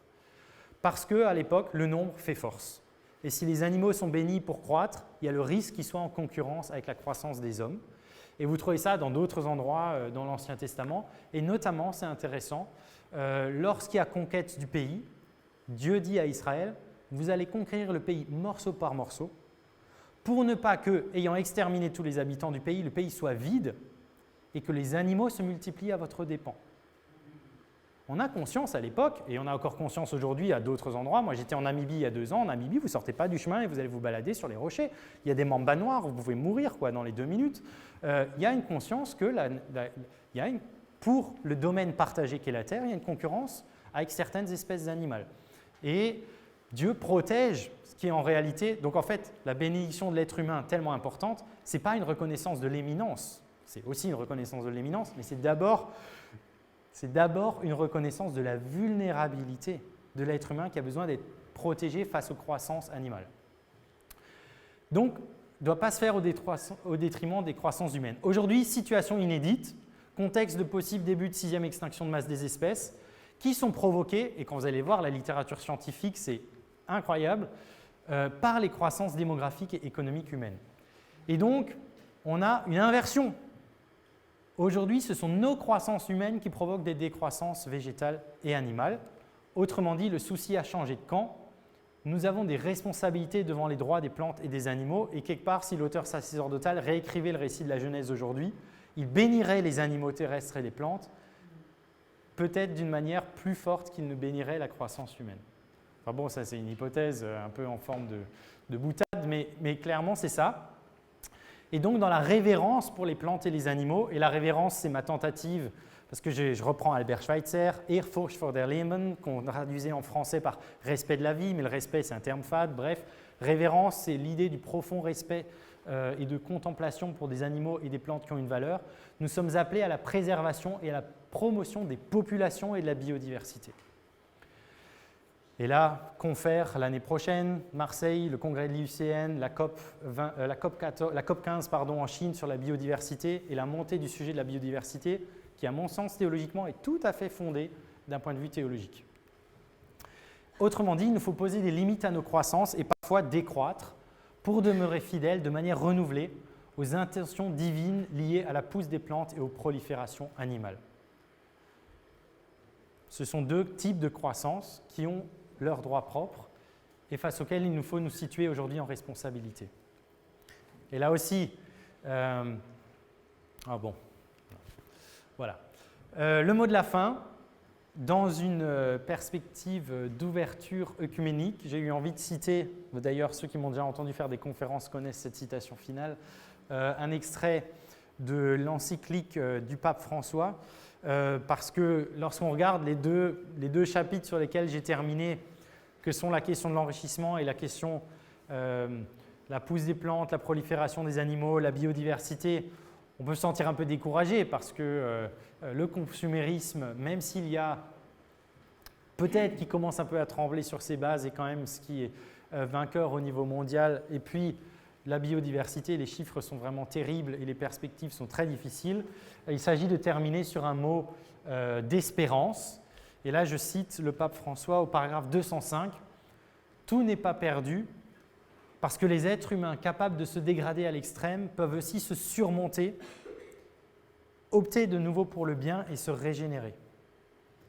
Il n'y a pas de système qui annule complètement l'ouverture au bien, à la vérité et à la beauté, ni la capacité de création que Dieu continue d'encourager du plus profond des cœurs humains. » Merci beaucoup pour votre patience et votre écoute. Merci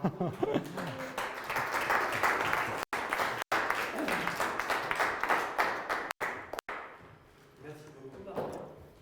C'est dommage qu'on n'ait pas plus de temps. C'est vrai que résumer c'est ton travail en... J'ai fait 20, ça va, c'est pire.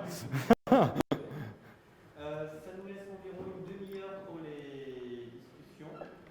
Alors je suppose que les questions vont être nombreuses. On va quand même essayer de faire ramasser. Donc faites-moi simplement signe pour que je distribue la parole. Pour des raisons pratiques, Martin, je te demanderai de reformuler les questions. Oui. Est-ce que tu es le seul à avoir un micro par rapport à l'enregistrement? Donc, eh bien, qui veut ouvrir le bal? Roger Michel, je t'en prie. Alors, merci beaucoup d'abord. Et moi, j'ai une question qui est sur l'anthropocentrisme. Finalement, la croissance économique moderne, comme on entend, c'est la conséquence de l'anthropocentrisme dans sa vision depuis les quelques siècles passés, parce qu'avant il y avait d'autres formes d'économie, il y a d'autres formes d'économie dans d'autres sociétés. Donc cette économie de croissance est cette conséquence de l'anthropocentrisme et qui est lui-même une signification imaginaire sociale, comme tu le dis. Et ce qui Ça est va s'éteindre, ça va s'éteindre. pour moi, c'est que cet anthropocentrisme, alors bien sûr, les excès sont condamnés, en particulier par François, mais le fond de la théologie chrétienne occidentale reste quand même fondé sur l'anthropocentrisme, c'est-à-dire un homme qui a une... tu as abordé après cette question sous la forme de l'éminence plutôt que la supériorité, enfin toutes ces questions-là, mais bon, si on prend Moltmann, lui a carrément remis en cause l'anthropocentrisme en disant c'est aussi dépassé maintenant que l'héliocentrisme ou le cosmocentrisme au Moyen Âge. Et ça mène à réviser un peu aussi cette signification imaginaire sociale qui a si bien. Donc la question, je la répète, c'est celle de quand même de mettre en procès l'anthropocentrisme, qui serait une des racines de la société de croissance actuelle et des difficultés ou du défi écologique qu'on a actuellement. Anthropocentrisme qui quand même, chez certains théologiens comme Moltmann, est remis en cause. Et référence est faite à ce que je disais sur l'éminence. Mais moi, intellectuellement, je distinguerais la question anthropocentrisme et la question de l'éminence des autres êtres. Il y a un lien, évidemment, mais d'un côté, c'est qu'est-ce qui est au centre, et de l'autre côté, c'est quelle est la valeur des différents types d'êtres. Et même s'il y a un lien, ce n'est pas tout à fait la même question. L'anthropocentrisme, on peut le quitter lorsqu'on a une compréhension théologique, théologie de la création, qui dit qu'en fait, les choses sont théocentriques. Au Seigneur, la terre et ses richesses, le monde et ses habitants. La vraie distinction ontologique, elle est entre le créateur et le créé, entre Dieu et la créature. Et donc, on a une identité de tout ce qui est créé, humain, plante, animal, mais là, on peut parler galaxie, matière noire, trou noir, enfin tout. Tout partage la condition du créé. Donc, on a d'abord une identité, une mêmeté entre les êtres. Et la vraie distinction, elle est entre créateur et créature. Et d'ailleurs, c'est un peu presque déstabilisant.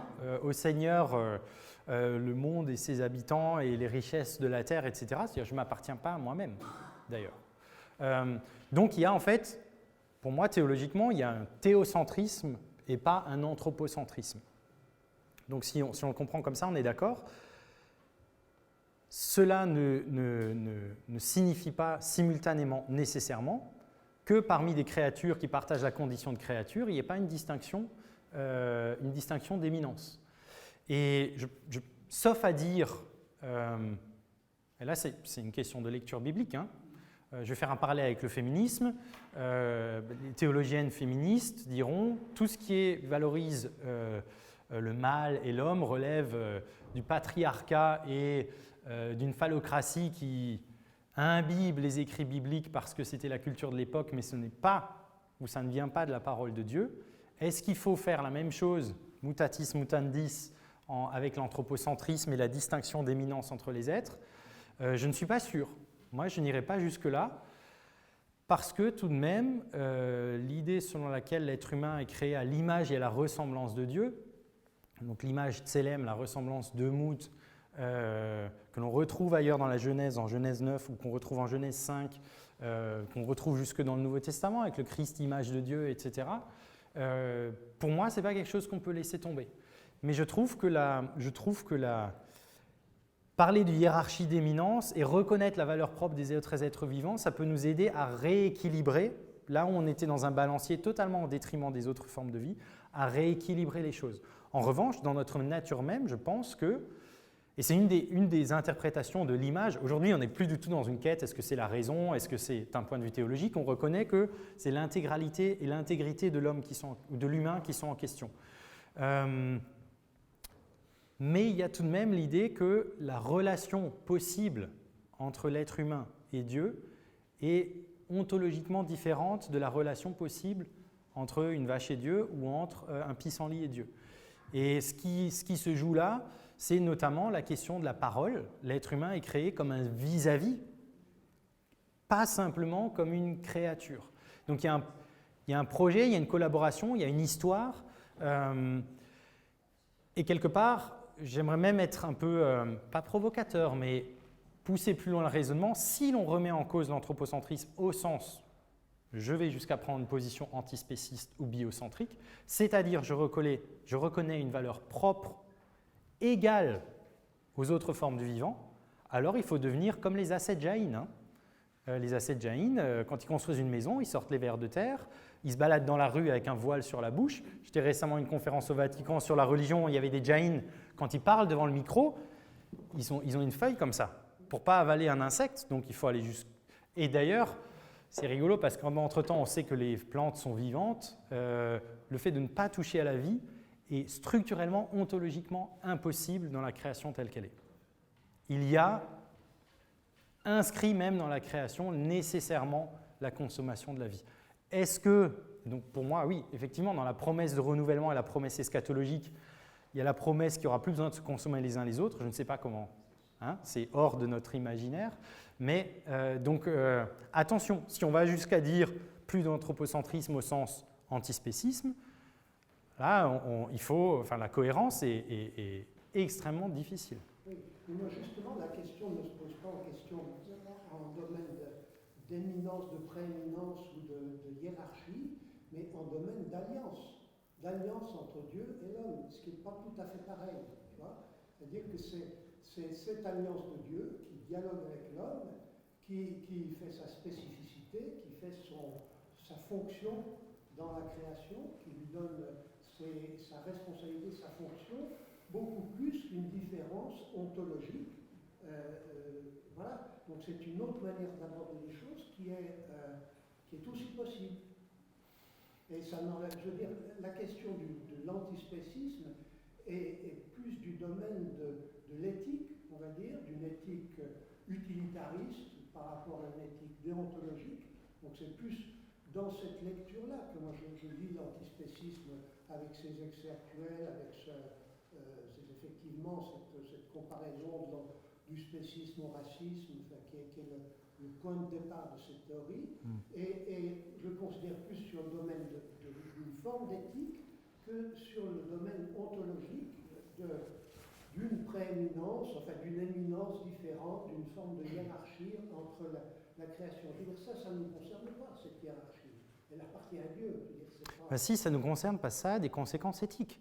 À partir du moment où tu ne reconnais pas les mêmes valeurs, tu ne reconnais pas les mêmes droits, où tu reconnais aussi la capacité d'usage. Du moment que je dis il y a une valeur propre des plantes, je ne peux pas m'amuser à arracher pour mon propre plaisir, parce que je vais à l'encontre du projet créateur de Dieu. Du moment où je reconnais une valeur instrumentale à la plante, je dis qu'il est légitime pour toi de prendre du pissenlit si tu veux le manger, parce qu'il faut que tu survives. Donc on ne peut pas distinguer, à mon sens, le discours ontologique et le discours éthique. Il y a un lien fondamental entre les deux. Oui, Robin ? Merci beaucoup pour ton intervention, pour l'exposé brillant. Je vais aller assez vite sur les louanges pour passer à la question. Je retiens quand même la manière de jouer avec les mots que j'apprécie beaucoup, que je trouve que c'est la manière de travailler les langages, que je vois comme une occasion de réenchanter le monde. C'est ta projet, ta motivation. Ma question concerne toute la précaution épistémologique, mésologique que tu as prise au début, sur le positionnement de la théologie par rapport à d'autres disciplines, en particulier l'économie, mais aussi la philosophie un petit peu. Je voulais savoir si, dans tout ce travail que tu as fait, est-ce que tu as senti une différence sur la manière de voir les choses entre catholiques et protestants? Est-ce qu'il y a c'est une question assez qui touche à l'œcuménisme, est-ce que dans cette manière de voir les disciplines les unes par rapport aux autres, est-ce qu'il y a encore une différence importante selon toi? Donc je rappelle la question pour ceux qui entendent qu'au micro. Dans la question épistémologique du lien et de la possibilité du dialogue entre théologie et économie, est-ce qu'il y a une différence entre les approches catholiques et protestantes, ou est-ce qu'on est aujourd'hui dans quelque chose globalement dans une même direction? Ma réponse, c'est de dire, en fait, je ne peux pas répondre parce que je n'ai pas rencontré de théologiens qui suivent la touche ou qui même posent la question que pose la touche. C'est-à-dire, en général, on reconnaît l'existence de l'économie.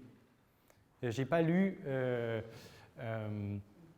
et on discute avec l'économie majoritairement comme s'adressant à un objet économique, et on discute de la scientificité de l'économie. Je n'ai pas vu une remise en cause comme la touche le fait, qui va en amont et qui dit en fait notre projet c'est de sortir de l'économie. Ce n'est pas juste inventer une autre économie. Ce n'est pas inventer maintenant une économie qui respecte les limites de la planète. Il dit qu'il faut sortir de l'économie. Et cette expression elle est difficile, enfin bon bref.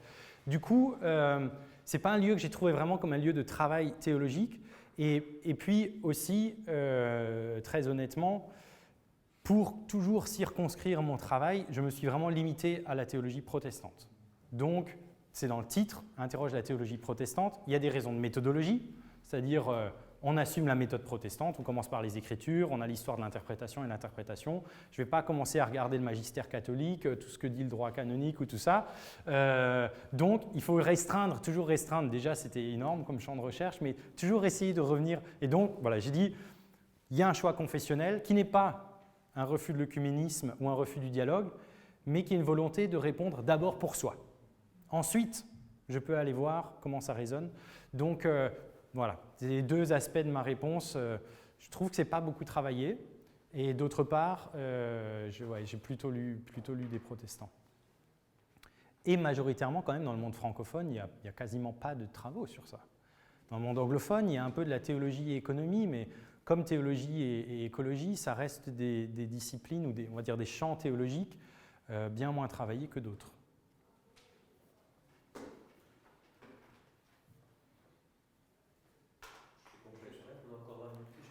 Jean-Philippe ?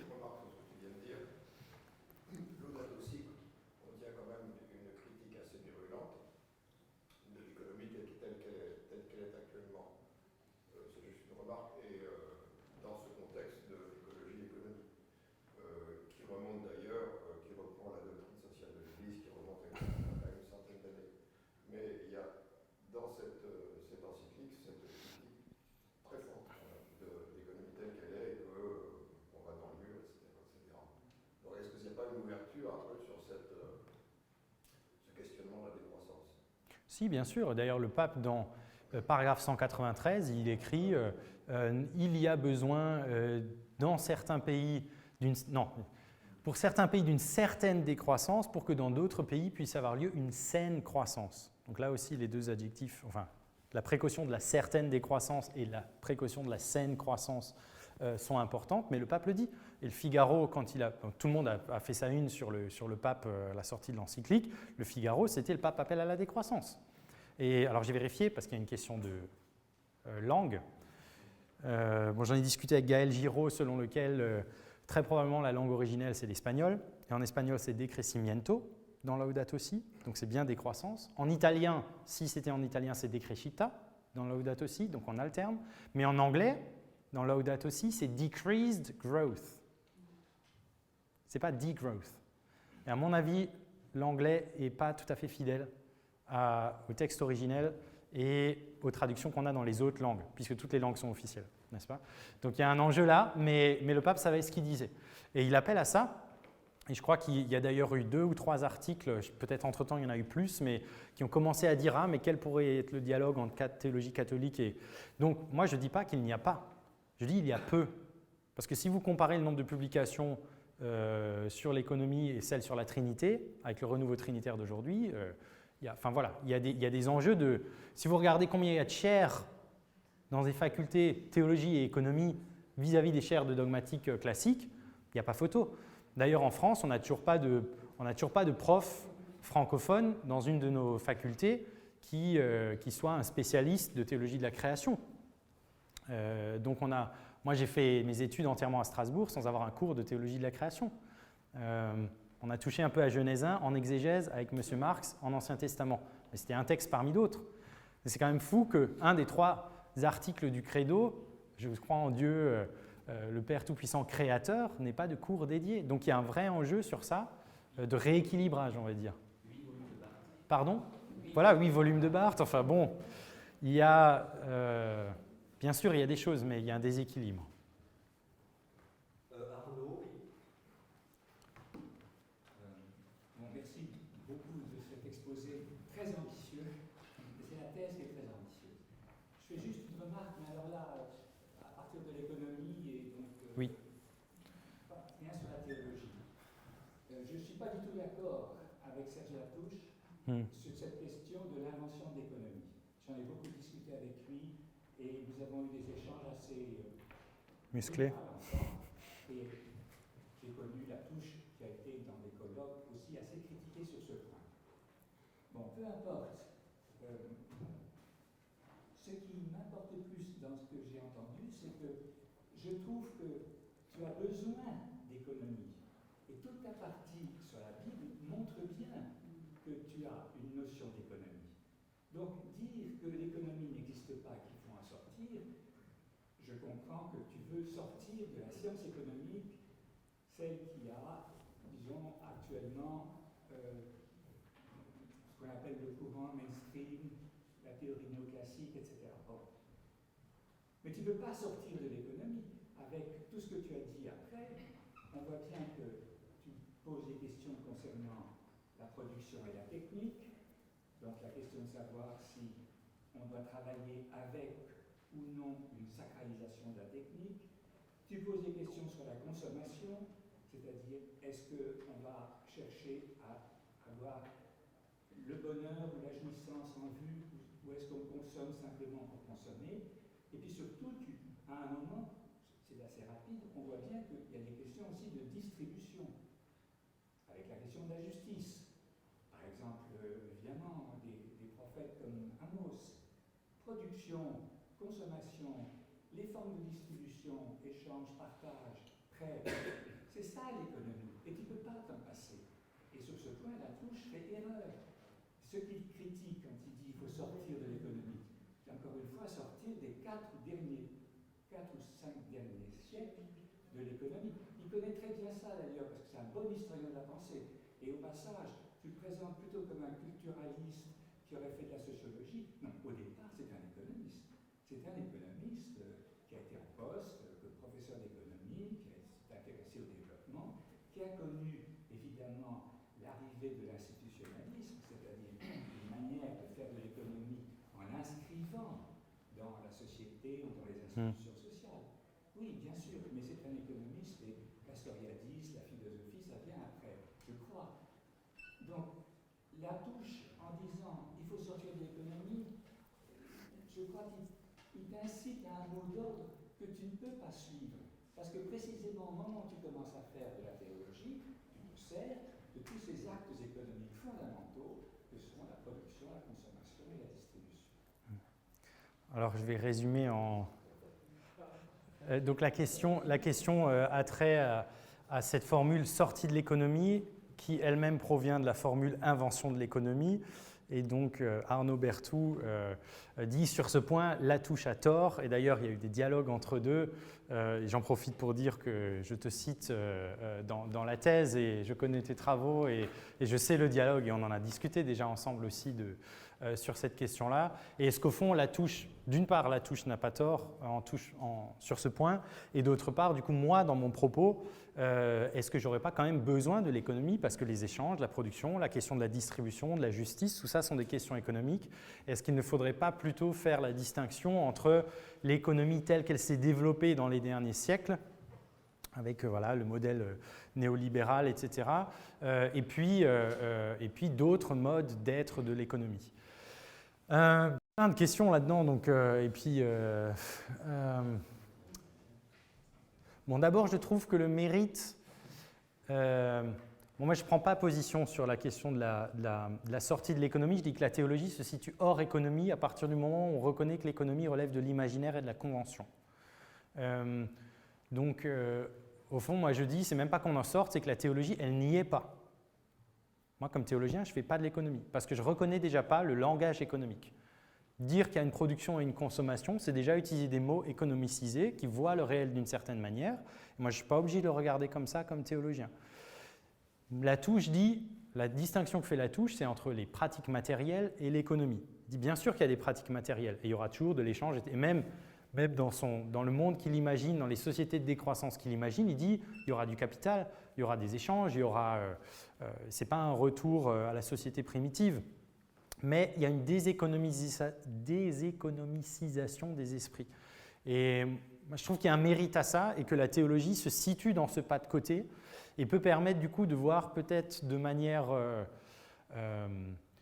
décalée et de nous mettre sur d'autres rails que ceux sur lesquels nous mène l'économie. Mais bon, je ne peux pas répondre à cette question en 2 minutes, mais...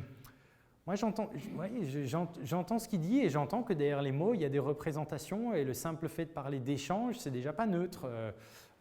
Enfin bon, donc c'est distinguer entre les pratiques et les mots. Et,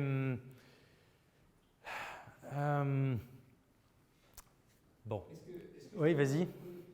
Je pense que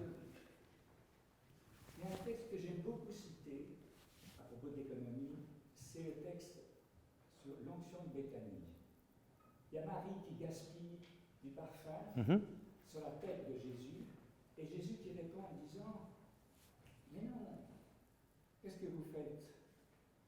Vous lui dites des choses qui la blessent. Vous avez toujours les pauvres avec vous. Et alors, les disciples, entre eux, ils avaient ce calcul.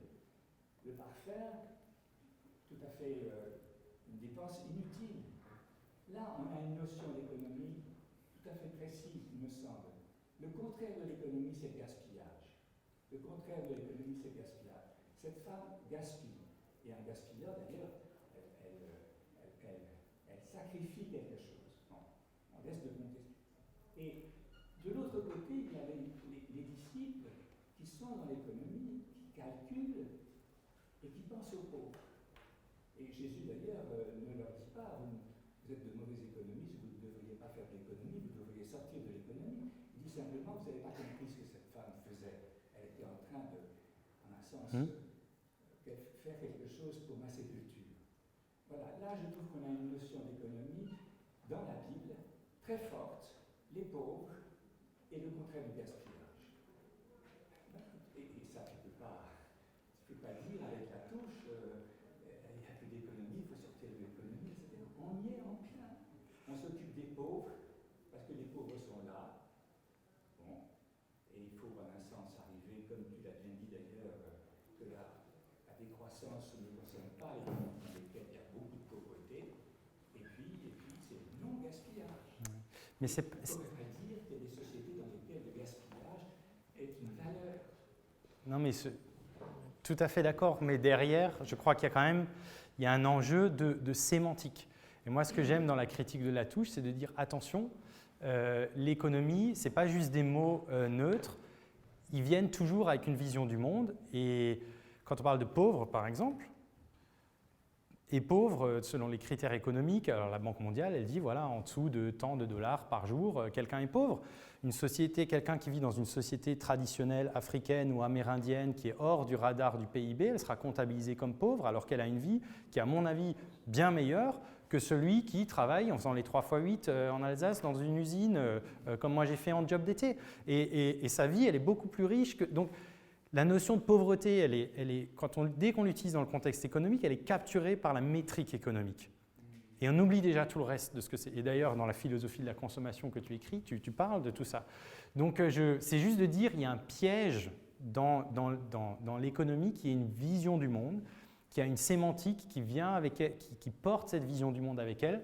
Et au fond, quand Latouche dit sortir de l'économie, ce n'est pas jeter le bébé avec l'eau du bain, c'est-à-dire oublier la question de la justice et des pauvres, etc. C'est dire attention, c'est toute une culture.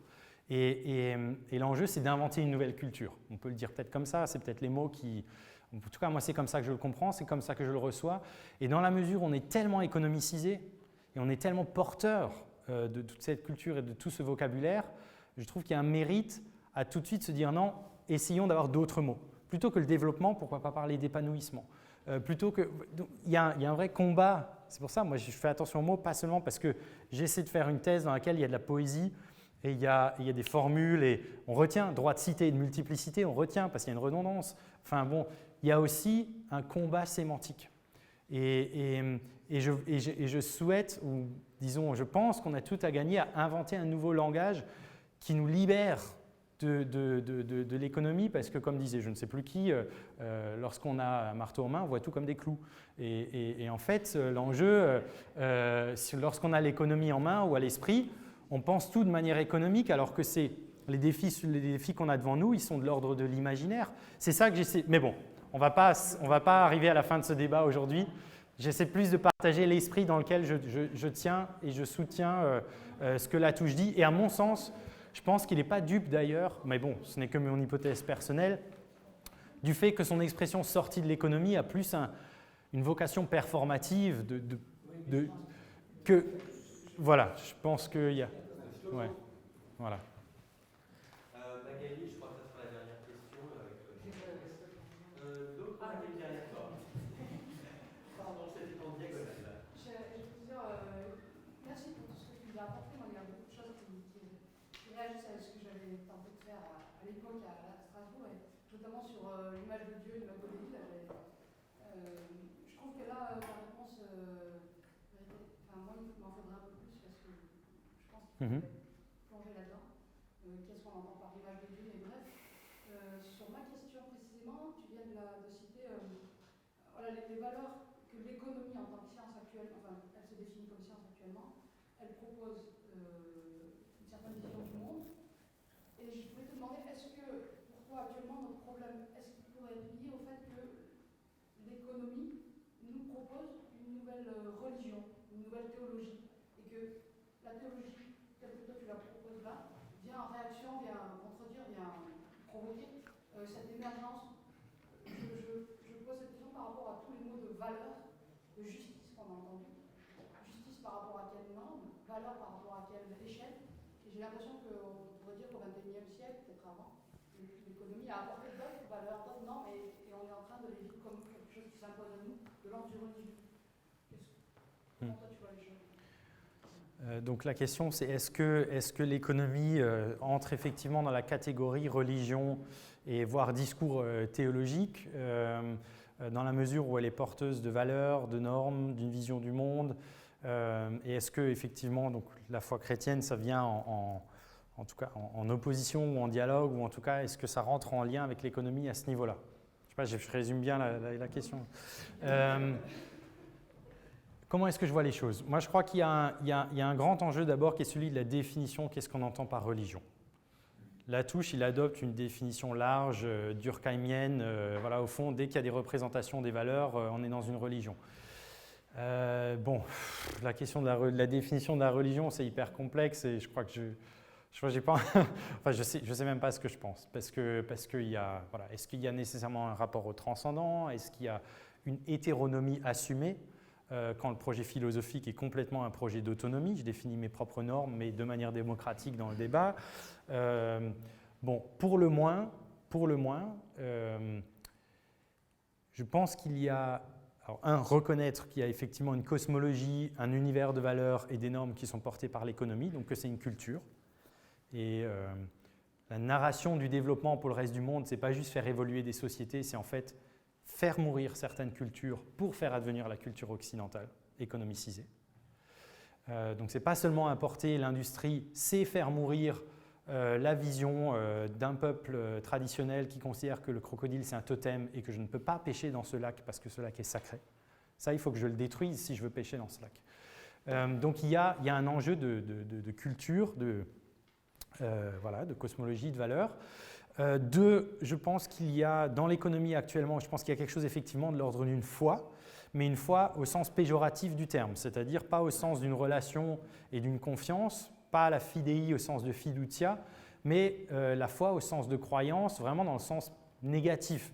Dire la croyance dans un énoncé qui est une croyance aveugle et même qui est une croyance qui résiste même à la démonstration rationnelle opposée.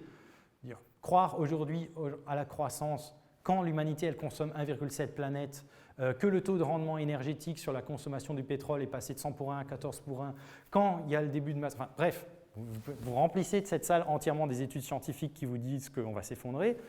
Continuer à croire à la croissance et à tenir le discours du développement, c'est être dans un aveuglement qui est un aveuglement fanatique.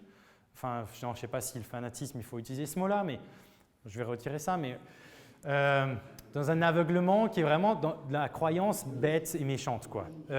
Où même la raison n'a plus prise. Ouais, dans une sorte de...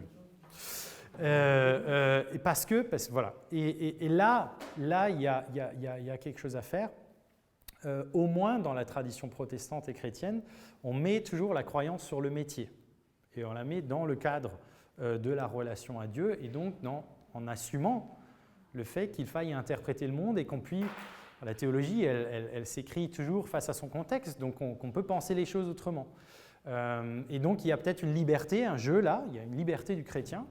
Et là, on revient à la question du théocentrisme. Si je suis théocentrique et pas économocentrique, je peux mettre en question l'économie, en tout cas dans sa substance, voire confère notre débat dans son être en tant que tel. Et donc, voilà, il y a une prudence méthodologique sur les définitions, mais un acquiescement, je pense, sur le fond de ce que tu essayais de dire.